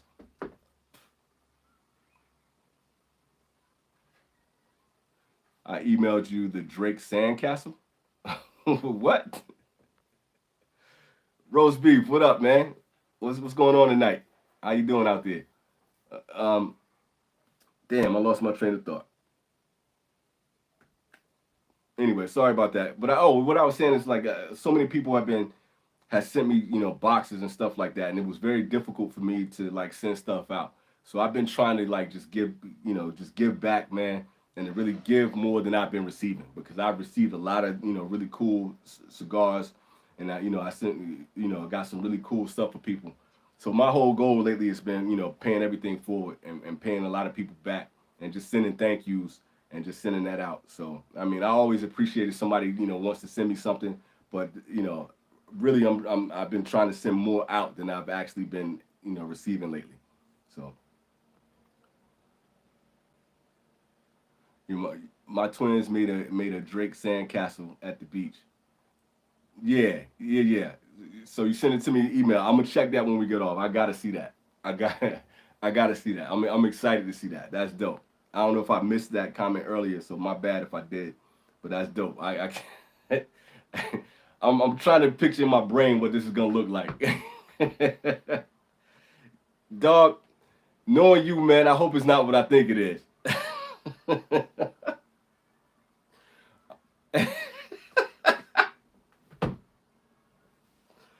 Ah, yo, you wild. Texas, you stupid, man.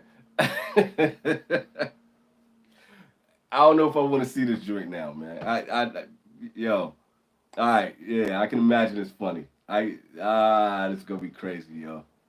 I, I already know I'm gonna bust up laughing as soon as I see this shit. God damn. I wish I had a setup here, man. I wish I could do this like where I had like one of those setups where I could have like a command center like everybody, and I could just go into my like on a laptop right now, and I could pull that up. I don't have my laptop with me. The only time I ever bring that out is when we're doing the infamous smoke show, man. But that's funny. Hey man, I appreciate you. Yeah, so it's definitely okay, fam. I appreciate you. Thank you, genuinely. uh, is that it? Oh man. And you don't send me any other pictures that your wife sent out. By the way, just send me that one. Just send me the sandcastle. I can already see where this shit is going, dog. I'm dying inside right now. That's hilarious. I'm scared this ash is gonna drop on me. It was holding on pretty well, but I don't want to do that. All right, guys, I'm gonna go for a little bit longer. I probably got a few more minutes at the tail end of this cigar. I don't think I'm gonna smoke two today. So if you know, you know. I know you would say smoke another one, but I literally didn't bring another cigar up. This is the only one that I brought out of the humidor. Because honestly, I kind of wanted to get myself energized and kind of get the mind rolling again. So once I'm done with this, I'm gonna go downstairs to the office. While I still got some time, I'm gonna get some studying in. I'm not off yet. I still got a little bit more time. So whatever y'all got, if y'all got something on your brain, y'all got any questions or anything, just throw it out there because I don't know. Maybe I exhausted everything that I had. But I do want to at least finish the cigar and keep rolling. No, it's not. This place is kind of weird. It's kind of junky up here right now because I don't have it set up. But I'm gonna pan the camera around so y'all can kind of see how this setup is. Fred, what up?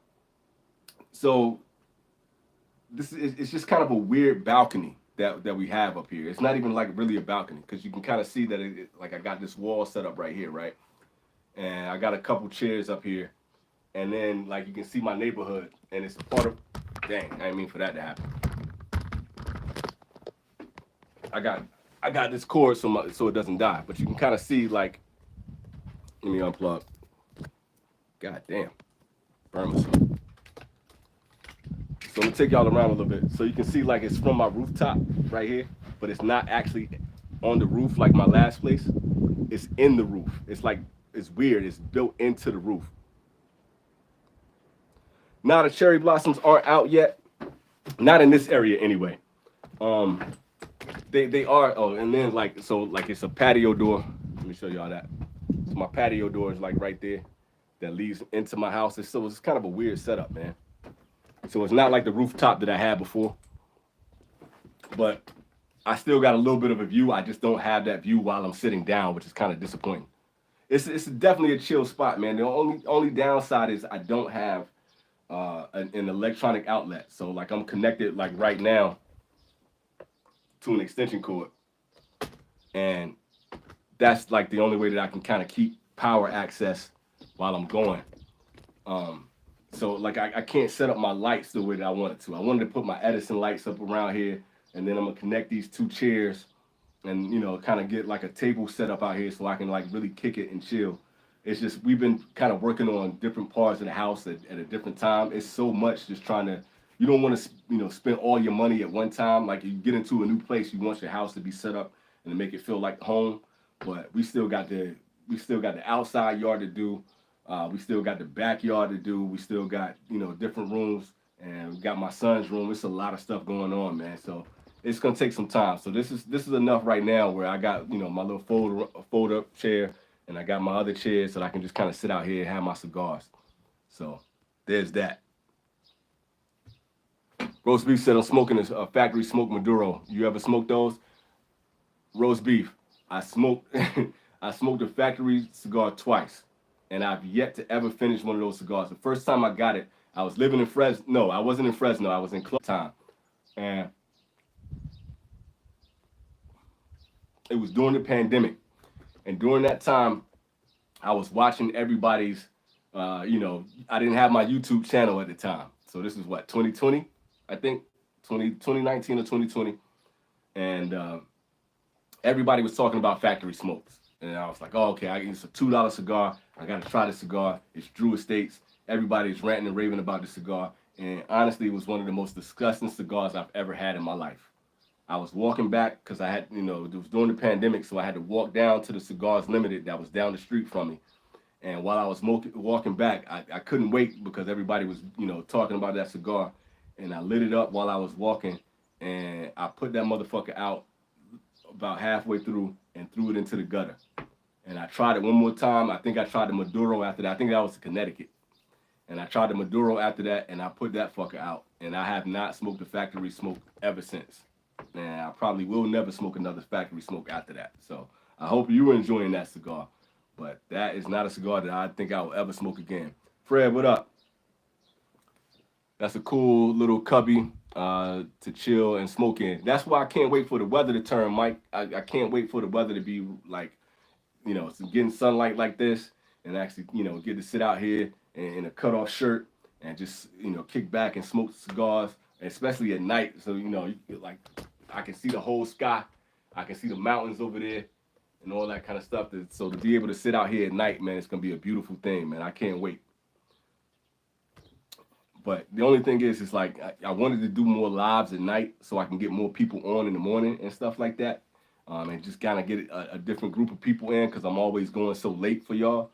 But my neighbor's house is like literally like right here. You know what I'm saying? So I don't want to like disturb them at night all the time, man, because Japan is really quiet. I'm probably too loud right now I think about it. But yeah, so that's that. The town looks like a town, Baki, I stayed in. Yeah, it's a lot of these towns kind of look similar, man, and it kind of reminds me of where I used to live in Zushi too. But it's a really cool neighborhood. I haven't even explored most of it, man. Japanese neighborhoods are really weird because they don't have like normal cul-de-sacs. It's like all these streets are winding, and like you can walk into a spot and you can end up in a dead end. You can get lost in the neighborhood, so you got to really get comfortable with your neighborhood and kind of learn the ins and outs and the ropes. So yeah, roast beef. I know that's funny, dog, but I hate that factory smoke, bro.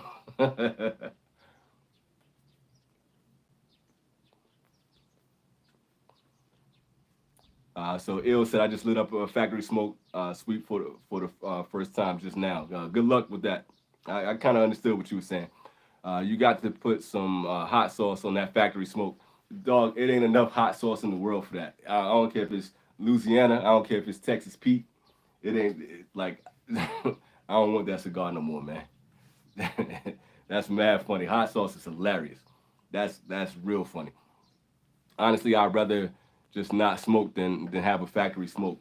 If people dig them, great. Cheap date. Y'all are funny as shit, yo. That's how I feel too, Mike. This weather, the allergy season is kicking my butt. Yo, look, you can hear in my voice like how bad my allergies are, and my nose, like it sounds like a piston in that motherfucker sometimes. Like, and then my ears have been popping and shit. And I got seasonal allergies pretty much year round, but pollen is already out here. Luckily, the cherry blossoms aren't out yet. I'm waiting for the Furubuki season. That's when like it's like snowing, cherry blossoms all over the place. It's a beautiful thing, but my allergies are gonna be kicking my ass, dude. I've been struggling. So if you know, you know. I know how it gets out there in Fresno too. It was pretty rough, dog. It's. I don't wish allergies on anybody, man. That shit is the worst. Hello, not enough hot sauces. Yo, putting hot sauce on a cigar is comedy, man. That's genuinely comedy. That's like straight up funny for real. That's good, man. Y'all some funny motherfuckers. Yeah, man. It's just like it's a beautiful time. So usually, like, I think further. I'm really far south in in Japan right now. So it's kind of funny. Like they will put out maps of all of the sakura seasons and like when everything starts to blossom. So people out here will travel like pretty much all over the world, not all over the world, but all over Japan, and follow where they start blossoming. So I think right now they're really kind of starting to blossom up north and along the eastern side, and then it's another area near um, Osaka and Kyoto on the western side where they start to blossom, and then they make their way down here. So they haven't blossomed yet, but it's crazy that damn it's spring already. Like I felt like this season, this year just started. So it's kind of cool, man. But really, if you in the right place, like when they really, because the neighborhood that I lived in was called Sakurayama. So that's for the cherry blossom, and Yama means mountain. So the mountain that I lived on was a cherry blossom mountain. So that whole area would just be lit up with white and pink, and it was gorgeous, man. And it's one thing about being in Japan, just in general. It's a beautiful place even where I am right now. I wish I could take y'all around so y'all can see the Navy base that's not far from here, and like it's really like set right on the water. So you got the battleships that are sitting out there, all the different ships like the American and all the other ships that come in. If y'all really into all that Navy stuff and Navy ships, y'all would love it. But it's a huge mountain that's right over there. It's not quite like Fuji, but it's a nice peak and it's green pretty much year round. And it's just so beautiful just to kind of walk on that base and just sit by the water and all that kind of stuff. This Sasebo is just beautiful in general, man. It's a beautiful area. It's not as much to do here. Like if you're in the Kanto region, like near Tokyo and Yokohama and Zushi, where I used to live, it was so much easier to kind of travel and just hop on a train and just go see all the different parks and locations and stuff like that. Or if you're going out towards Izu and Shimoda and all that kind of stuff, and it's gorgeous out there. It's beautiful, but this place is a little bit more isolated, but it's still gorgeous. Like you can just see from my neighborhood, man. It's a nice place just to kind of kick it. So it's dope, man. I gotta give thanks just to be able to be here and just kind of check out some of this stuff, man. I can't be mad. My two favorite hot sauces is Valentina Black Label and Red Devil. Red Devil is solid too. I can kind of get with that. But you know what's crazy that you say that. If you know, you know, man. It's nuts to me, man. Like growing up in the South, I didn't like spicy foods, so I didn't eat a lot of hot sauces until I got older. And growing up in North Carolina and Virginia, like everything was Texas Pete, and then you go further south, it was all Louisiana, and you had a few people that would rock with the Red Devil, but I came up with the aunties that like for real that like kept hot sauce in their purse. So like when we would go out to eat, we go get seafood, or we go to like the soul food spots, or if we just had the Golden Corral or whatever, they go in their purse and they straight up bringing out the Texas Pete. That's the stuff that I grew up on. You know what I mean? But I never really ate it until I got older. That's just funny. Like I should like my family used to clown on me like, yo, where you from? Because you don't really eat like us. You know what I mean? Japan seems awesome. I hope to get to visit someday. Look, ill if you ever get out here, man, just holler at your boy. I will do my best to get out there and come kick it with you, and I'll tell you some places to go kick it, all the lounges, all the different parts. Japan is beautiful, man, and the people are generally real cool. It's a dope spot. I can't front. Do you do the Reddit cigar groups? I just got banned from our cigars recently. Yo, how did you get banned from our cigars? I'm in that group. I haven't posted in a while. I know Matt is like real frequent in there. I'm a part of like two or three groups. I know it's our cigars and everyday cigars, and it's another one that I used to frequent all the time. And that's honestly that's how I got a lot of the subscribers to my channel. I used to just post my videos in there, but I would only comment and chime from time to time. But I used to kind of surf in there. I just haven't been in there a lot recently though. But I would love to know how you actually got banned from that joint. Everybody's usually pretty like lenient, so you had to go out your way to get banned out of that joint. That's funny as hell.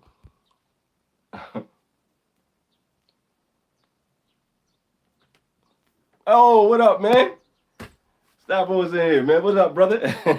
I, I will try to come kick it with you, man. How you been doing, bro? I didn't expect to see you in here, man.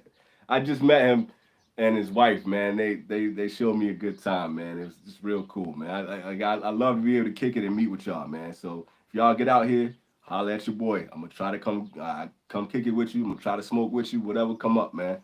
That's love. That's real love. Hey, you know what? I've never been to Ohio, man. I got people that's in Cleveland. My homeboy that's out here, he's from Cleveland, and I got a I got another homie that's in Dayton. I got a few more people scattered around Ohio, man. I've never been out there. It's a girl that I used to know. She grew up out there too. That's one of the cities and one of the states that I want to go to just to kind of see what it's like. It's kind of like North Carolina. Like people kind of pan it off like it's just all country and it's not a lot to do there. You know what I'm saying? But it's one of those places that I want to go and just kind of see what the vibe is like. That's what's up. Oh yeah, Rob, you in Cleveland too. That's what's up, man. That's major. Like so, hey, if I ever get out there, I will holler for sure, man. I would love to just get out there and kick it and see what it's really like. I got a sad story about that, man. Like when I lived in Virginia Beach, uh, I was dating this girl. This was like 2000, maybe 2001, something like that. Probably early 2000. Um, and her cousin was from Ohio, and they lived together. And me and her cousin were like really cool. And when we broke up, I lost contact with him. So a few years ago on Facebook, my homie Monica, she popped up and she was like, "Yo, man, it's good to see you. I ain't seen you since we were young." Yada yada yada, and we were just catching up, and she was telling me about her son. Her son is about the same age as my son, and I'm just like, "Yo, I'm just happy to see you." And I was like, "Yo, if I ever make it out to Ohio, I'm gonna kick it with you, man. It would be good just to see you again."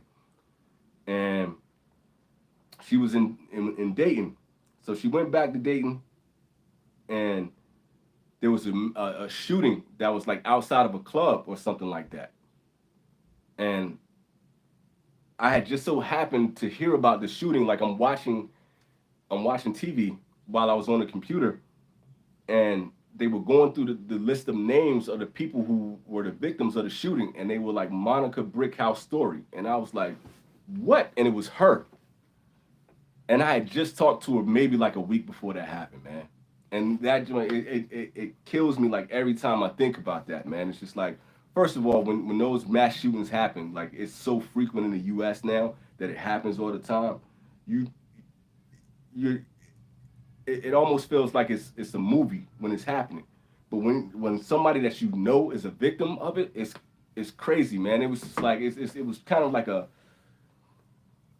weird dream, man, because I was hoping that like they weren't gonna say her name, and then when they actually said her name, like it hit me in the chest, man. So I hate to be a downer, man. I know I talk about some heavy stuff on the live sometimes, man, but like I'm happy that I got a chance to talk to her before that happened, and I was really hoping that her son and my son were gonna get a chance to like kick it and hang out and it never happened, man. But it was just like she was good people.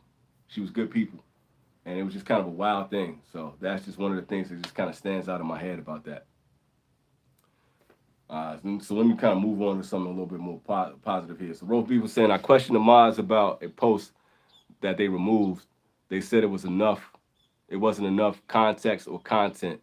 Yeah, they've said that to me before. I think it was because of my selfie. Nonetheless, I went to another sub to talk shit. Word up. I feel, hey man, like I can see that happening because that's happened to me before too. And I remember being nervous about like actually posting my videos. It just so happened that Fission actually enjoyed my reviews, so they kind of let them stay up in there sometimes. So that's happened to me before too. So I feel you, bro. So you ain't really go out of the way, man. They were tripping on that one. Can't wait to get back, bro. And yes, can't wait to host you here in the Canadian Rockies, dude. I want to come to Canada so I can actually have a good time in Canada, man. So like, and I want to like try your pizza out too. So like, yeah, hopefully that's gonna happen sooner than later. You got some sharks, so like that'll get me there alone. That's what's up, man. I hope you enjoying those sharks your damn self. They permanently banned me for that bullshit. Can't lie, I was being petty. Oh man, that's some funny stuff, man. How much are Cubans going for out there? Uh, I've answered this before, man. It's kind of weird. Like I'm not really up on a lot of the pricing now, but there has been a lot of markup, for Cubans in general. But I tell everybody here that like the way they work is that they base it on like the level of of the cigar. Like so, say for instance, for Trinidad or a Monte Cristo #2, like a H Upman or something like that, you're gonna spend a decent amount of money for it. It could be anywhere from like 5,000 yen to like 3,000 yen. So if you do like a 1-to-1, that would if it was 1-to-1, which is not now, and for the Japanese yen to the USD, but if it was a 1-to-1, that's about $50. It's about $30 depending on the cigar. Um, but I haven't been in a place where I could like buy cigars because it's really hard to get cigars in this area that I'm in. So like off the top, I'm not really sure exactly what the prices are. And I was telling everybody that the cigar lounge that is close by, that joint, they marking up everything like 150%, so it's really expensive. But they regulate it, so if you're in Hokkaido or if you all the way down in Okinawa, everything, if it's a 5,000 yen cigar in one place, that's how much it's gonna be in the next place. So it all depends on the type of cigar that you're getting. You can get um, you can get certain cigars. There's like some of the smaller ones, like a Romeo y Julieta or something like that, or what is it called? Is it like Varigos or whatever? You might be able to get those from anywhere from like 6,000 yen to like maybe 12,000 yen. So 1-to-1 is like $6 to $12. It depends, but those are usually like more to the budget cigars.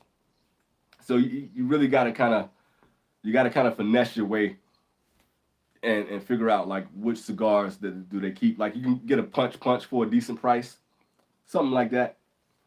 But if you're trying to get a Bahike, if you're trying to get Cohiba, if you're trying to get H Upman like a Magnum, if you're trying to get a Monte Cristo #2, you're gonna spend approximately about $30 to $60 for a cigar.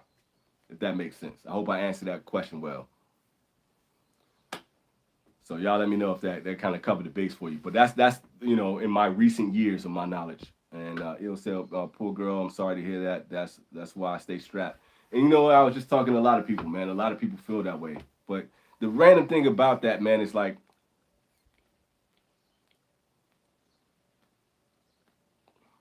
Monica was just out, trying to go clubbing with her girlfriends that night.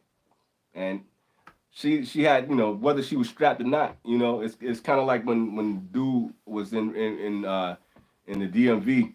What was the Muhammad and Malvo, when when they were just randomly shooting people from a car.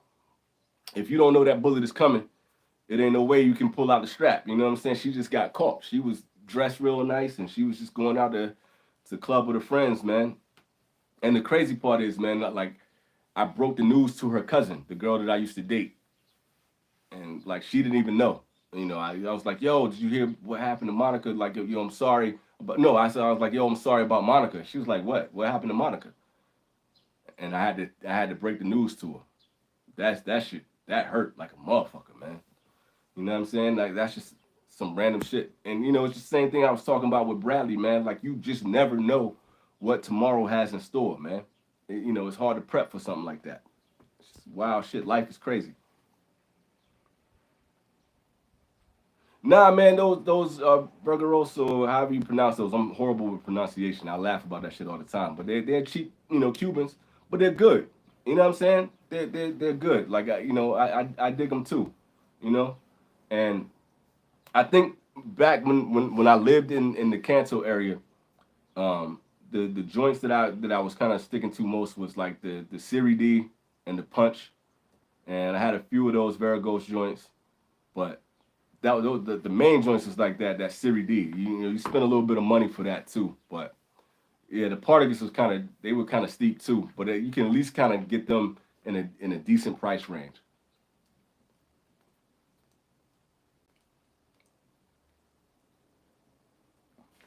So I would get a Siri D when I'm just trying to like treat myself, and I was in the mood for a Cuban.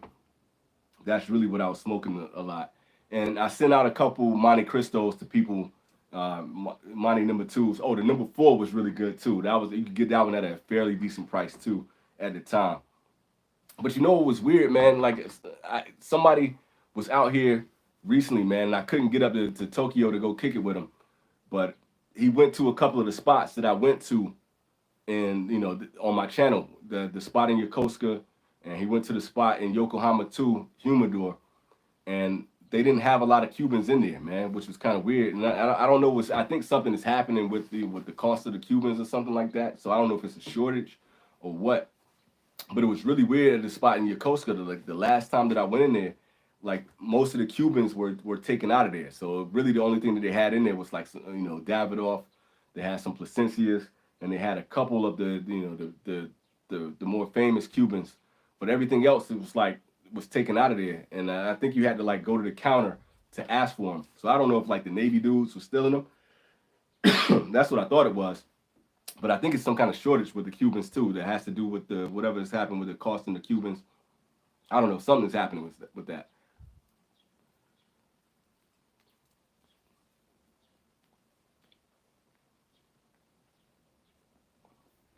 It was kind of a strange thing. So honestly, I haven't had a Cuban in months, man. Because the last time I went to that lounge, man, I wasn't spending that much money for a Cuban. It wasn't worth it to me, you know. So like if I went to a lounge, if like somebody came out here and it was in the Sasebo area, or if they were in Fukuoka or something like that, I would probably spend a little bit of money while I'm out with them to smoke a Cuban. But I haven't had a Cuban in a while, just because it's so difficult for me to get now. And when before, like I could just run to a shop and there was nothing to it. But I don't know. I don't even think I have any more Cubans in my humidor at the time. I put money that everybody can answer that question for you, roast beef. What's my favorite smoke of all time? But my favorite all time. Matter of fact, if you get a chance, I did a top 10 list. It was one of the last. It might have been my last top 10 list of my all time favorite cigars. But my favorite number one was the Eye of the Shark. You know, everybody knows I love Don Carlos, and I love this shark. That's my all time favorite cigar. PSD4 is my top. Yeah, that I love that cigar, man. When I did the top 10, my top 10 Cubans, that was definitely in my top five for sure. That's like for me, that's the most Cuban esque out of all the cigars to me. That's the one that's like when I think about what a Cuban is gonna taste like, when you get that Cuban twang that everybody talks about, that Siri D is always gonna be money. And I feel bad that Peter from Cigar Collective just had one the other day or earlier, and his was plugged, and that sucks. That happens with Cubans. But when that cigar is hitting, and when that cigar is right, it's the most Cuban out of all of them.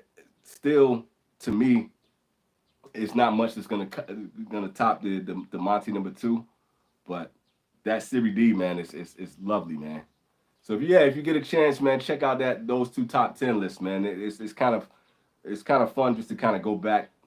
I gotta honestly say I kind of miss doing the top 10 lists from time to time, but just because it's fun to just go over, and talk about a lot of different cigars instead of just reviewing one cigar at a time. That kind of made it fun that I was able to just talk about multiple cigars at once, and that was just a nice little swan song to kind of for everybody that followed the vintage cigar for so long. It was a real fun way for everybody to kind of see the stuff that I really loved, and just in my time smoking cigars to see what I really fuck with real heavy like that. But yeah. Mike said I sent him one, so he's got another. Hopefully that one isn't plugged. I hope that's the case, man, because I don't know if he's ever had one before. I didn't even ask him when I was like commenting on his post, but I want him to actually get a chance to really enjoy a Series D. Like I enjoyed the part against Lusitanias, and I really only smoked that cigar because it was on my wish list because I was trying to see what, at the time that's when Michael Jordan was talking about that was his favorite Cuban. And I enjoyed it. It was good, but that Series D is honestly is really the best. Nah, man, I'm not reviewing anymore, man. Th- for this channel, these lives is what it's gonna be, and every now and then I might do a short if I just want to have some fun and just kind of talk about some shit. But it's a lot of different reasons why I'm not doing reviews anymore.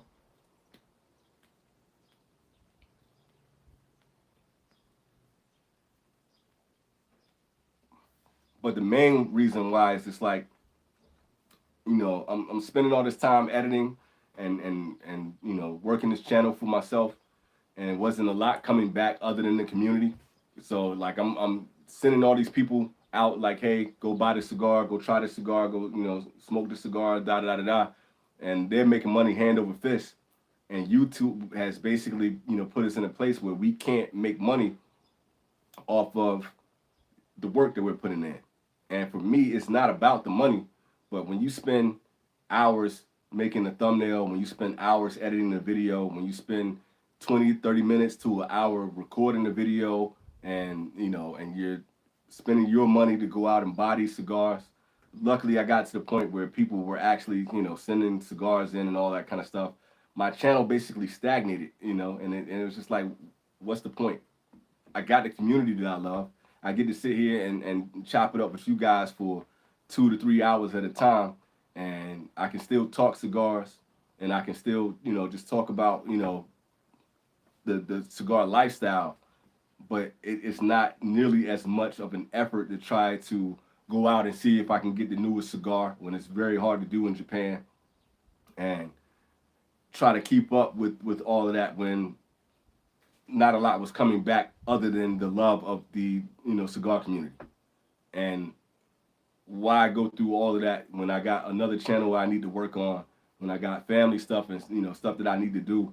Why go through all that when I can just enjoy the community right now? And honestly, it's been kind of crazy that I just recently hit 4,000 subscribers, and you know I can't be anything but grateful that 4,000 people decided they wanted to follow and subscribe to the channel, and I can come here and it's not easy to get people to come in on the live, man. And y'all come in, y'all keep the comments coming, y'all keep the conversation going, and I've been able to make connections and to make friendships and all of that. This shit is cool, so I'll just kind of keep it here, man. And when you got people like you got Rob, you got Felipe, you got Peter, you got Matt, Mike, you got, John, DJ. You got people making great cigar content right now. And it's people that's killing it. And it's enough people to review cigars, and y'all can still get my insights. Y'all can always inbox me, and I'll tell you exactly what I think about cigars, you know what I mean? And I give a lot of my opinions this way. Plus, I'm gonna do a podcast anyway. It's just better for me to find another avenue and another medium that's gonna be outside of the box. I hope that makes sense. Mike, I understand, man. I'm not gonna be going for much longer anyway. Thanks for kicking it with me, dude. It's 4:30, dude. It's crazy. Get some sleep, bro. Do your thing.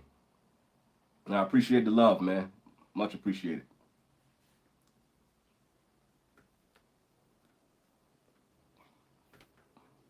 Y'all got anything else? What time is it here, man? It's like 2 o'clock.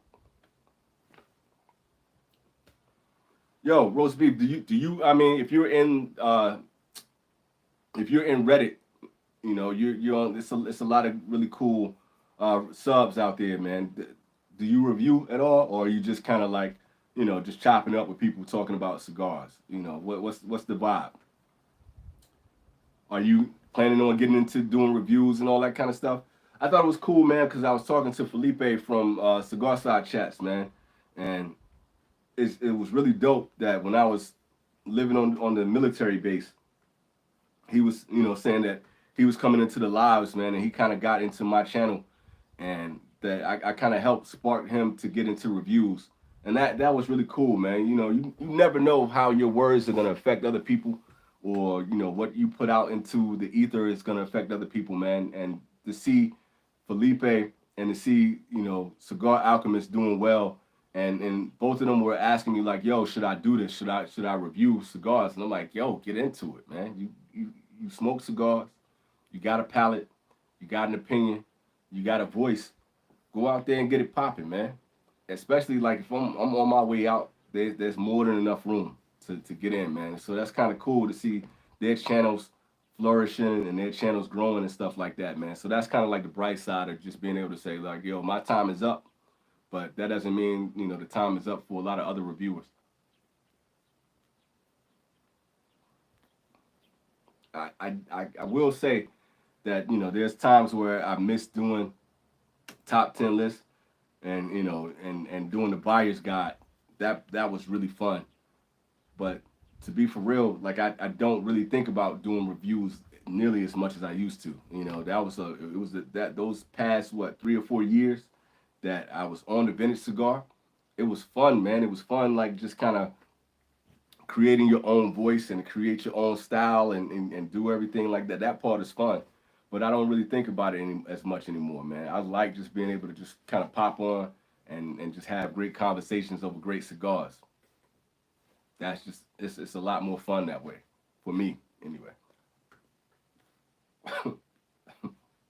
I just French inhaled the smoke. That shit sucked.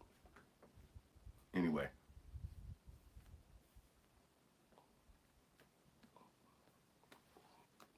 I'm about to go put this out and crack open this Japanese book.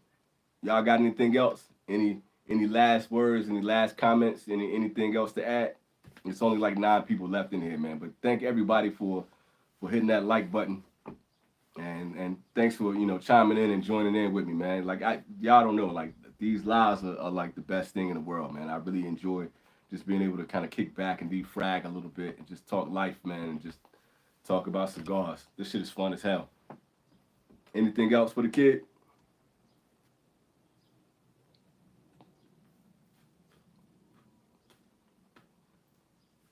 This cigar was great, all the way down to the nub. That was fantastic. Science really came through with this one. God damn. Not enough people are smoking LFD, man. I think people should really like light up more LFD, man. I kind of do the review thing, but I'm still sort of green at it. I mean, I feel you on that, man. But you always gonna be kind of green until you're not. You know what I'm saying? The only way to not be green is just to get the repetition in, man, and just to really just keep it rolling, and to really try to take your time, and whatever your insight is, don't be afraid to voice your opinion. Don't be afraid to really like add something in that whatever's on your mind for that day, or whatever that mood is that you're getting while you're smoking that cigar, add that into your videos, and just talk from the heart. Whatever you're getting on your palate, don't be afraid to express whatever flavor that is, or whatever whatever you feel about the body or the strength of the cigar. Just chime in and just add that shit in. Over time, you're just gonna grow. You'll find your voice. You'll get better at your camera angles. You'll get better at adding more technology in. You'll get better at the sound quality. All of that stuff is gonna grow over time. So, if you got a light, if you got a microphone, if you got a camera, just start rolling with it. Or if you just want to, do written reviews, whatever it is, man, just put it out there so people can get your insights and get your opinions. What I was smoking was the LFD factory press. I think it was factory press 4, and if I'm correct, it's either from 2006 or 2008. Sanj, has Sanj Patel has a ton of cigars that's in his basement that's been aging for years on top of years on top of years, and he just happened to send it out to me through Matt. So, and that's kind of the fun part, man, is when you're able to build, industry connections, and when you're able to build friendships and stuff like that. You never know what cigars or what will come across your humidor in time. So it's just cool to be able to smoke something like this, because how would I ever get my hands on, uh, you know, a cigar that's decades old, without. No, no, no, no, no. Sanj Patel has his own line of cigars, like the SP 1014 and the Industry Killer. He got his own line of cigars, but he has a smoke shop in Jersey. So dude has been in the cigar industry for since the '90s, if not longer. And he just got a plethora of cigars that he's just had. Like, he just got a basement where he just got a collection of a ton of cigars. So every now and then, he's probably one of the most generous people that's in the industry. And if he rocks with you for whatever reason, he'll share his cigars with you, man. And he was just like, we were just casually, we brought him on to the infamous Smoke Show when it was still just a new wave, and he talked with us for hours, and he just dig, being on the live with us, and we developed a friendship over time. And he just like, hey man, I'm gonna send you guys some cigars, and I'm gonna send you some T-shirts and all that kind of stuff, man. Send me a hat, and he just, every now and then he'll drop some bombs on us. And he got some more cigars that's coming out to us soon. Some of the new stuff that he was releasing, like the Silver and the Oreo. So he's just, just been real cool about us, supporting his shop and just hanging out with him. And he just sent us some cool stuff every now and then. So it's just kind of dope that he did that. So LFD is its own thing, and LFD has been around for a long. My connection, I'm back. What do you think about mainstream artists leaving streaming platforms because of unfair pay? That's a good question, dog. And I like the way Snoop really kind of really went into that whole thing, man, because it doesn't make sense in general. Like, it's kind of like what I was talking about with the reviews. When you're putting forth your blood, sweat, and tears and your creative energy into making music and making albums, and then you gotta, you put your art out there on these platforms, and you getting millions and billions of streams, and you literally getting cents on the dollar for your hard work, and people dancing and singing to your music, and and covering your art, and then you don't get anything from it. I don't blame them. I would leave too. I will bounce too. And it sucks for the consumer, but at the same time, when you think about it, man, it's just like the music industry has been jacking people for so long. And and like you got these big wigs who are profiting off of somebody else's talent. I love the fact that, from athletes to actors to writers to, so many different people are taking the time to take back their art and take back their talent, and figuring out new ways. I honestly, I wish Jay-Z got more love for title. You know what I'm saying? For actually trying to make a platform for the artist. And over time, everybody has to be able to evolve and create different platforms. We even need to do it, like, as far as within the cigar industry. We need to, like, YouTube has stifled us in a similar way. You know what I'm saying? And we need to be able to develop a platform where people can actually get out there, and all these different reviewers can put their content out there to blow up as big as a YouTube did, or TikTok or something like that. I wish I was technically savvy enough to be able to create a platform and to do something under the umbrella of Vintage Cigar, that everybody could get there, to get Matt and the whole and the whole new wave crew, just and everybody from from the Shadow League smokers and everybody from Cigars Unbanded. If we could all to get together, imagine if we could have a platform that was for the cigar community, where you don't have to worry about somebody else taking your streams and your avenues to be able to get ad revenue and to get plays where people can actually put that content out there, or to even if you do it under a small paywall where people could actually spend their money and put it into the people who are creating content. It's the same kind of concept, man. It's like I hate the fact that you have so many people that are big wigs that can, make a ton of money off of other people's efforts. It sucks. It really does. Am I on any other shows right now? So you can always go to the Infamous Smoke Show and subscribe to that on YouTube. Every bi-weekly we put out a podcast where we go for about 3 hours, and it's the five of us: Cigar Hound Dog, Master Your Ash, Pick Jimmy, Cigar Alchemist, and myself with the Vintage Cigar. We all just we just chop it up and smoke cigars. We have guests on all the time. We have people from Cigars Unbanded. We had Sam from Crux up there. We had Sanj Patel. We've had Jamar from Definition Cigars. We were gonna get Bradley from Zeal Cigars before he passed away. Man, that sucks. So we just try to be a part of the community. So I do that show often, and I'm gonna be on Cigars Unbanded soon with Peter and Working Man Cigars and Cigar Side Chats. I can't wait to do that show. John from Cigar Alchemist is going to be up there. I think on the next show. I think he's the next one coming up. So that's usually where we can find me. I did a show with Big Guilty, Innocent from Sanj Patel Smoke Shop. I did his podcast recently. That was a good show. That was really fun. My audio was really bad on that episode, so I'm sorry, but it was a great conversation. We had a great time. So when people ask me to come on, I'm always willing to do other people's shows. If you want to, get your show rolling or whatever the case may be, and if you just want to have a guest up there, just ask me, man. If I got time, I'm there for you. So I'm always here to kick it and chill with other people from the cigar community. So I'm always down for that, man. There's a song from Devin the Dude called what job is this? I love that track, man. I love that's one of my favorite joints, man. I love that joint.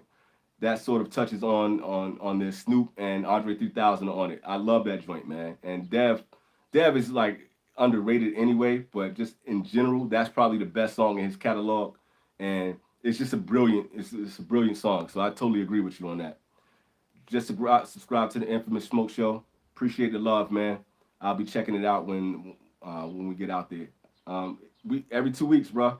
So I think next week we got another show coming up. I don't know if we got a guest or not. Honestly, I don't remember.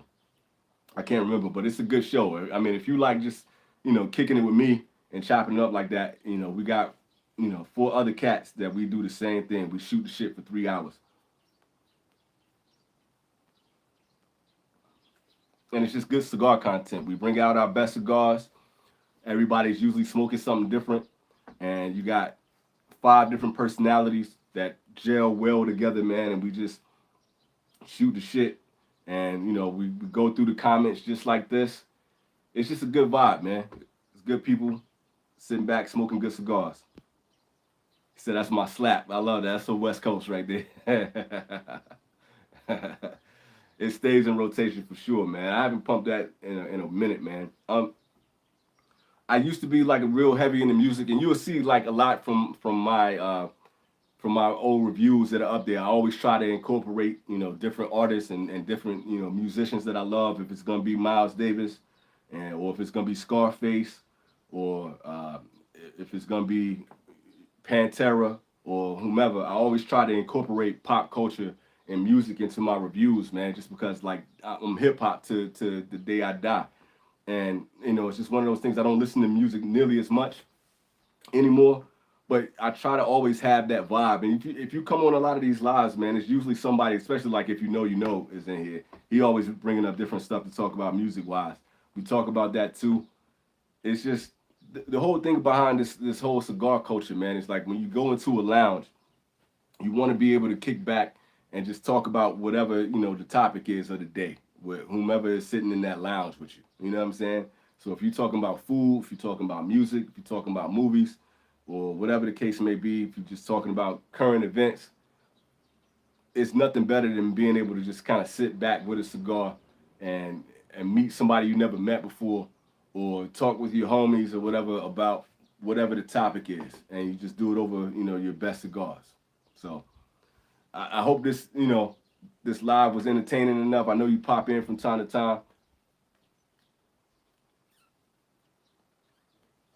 but it's always some kind of content out there. All right, that's a wrap for the LFD. All right, man. I'm gonna go study. I'm gonna go write some shows and pick up the kids. Thank y'all for joining in. I know it's 9 people still hanging on, man. Thank you everybody that hit the like button. Thank you for subscribing to the Infamous Smoke Show. Thank you for checking out the Vintage Cigar, man. Thank y'all for kicking it with me. I appreciate y'all to no end, man. I would say that every time I do this, man. So thank y'all, man. I mean, y'all spend 2 to 3 hours with me whenever I just pop up randomly, man. If that's not love, I don't know what is. So y'all stay cool. Keep smoking. Smoke your best cigars, man. Tomorrow is never promised, man. So always smoke your best and enjoy your day. Y'all be easy, man. Get some rest. Peace.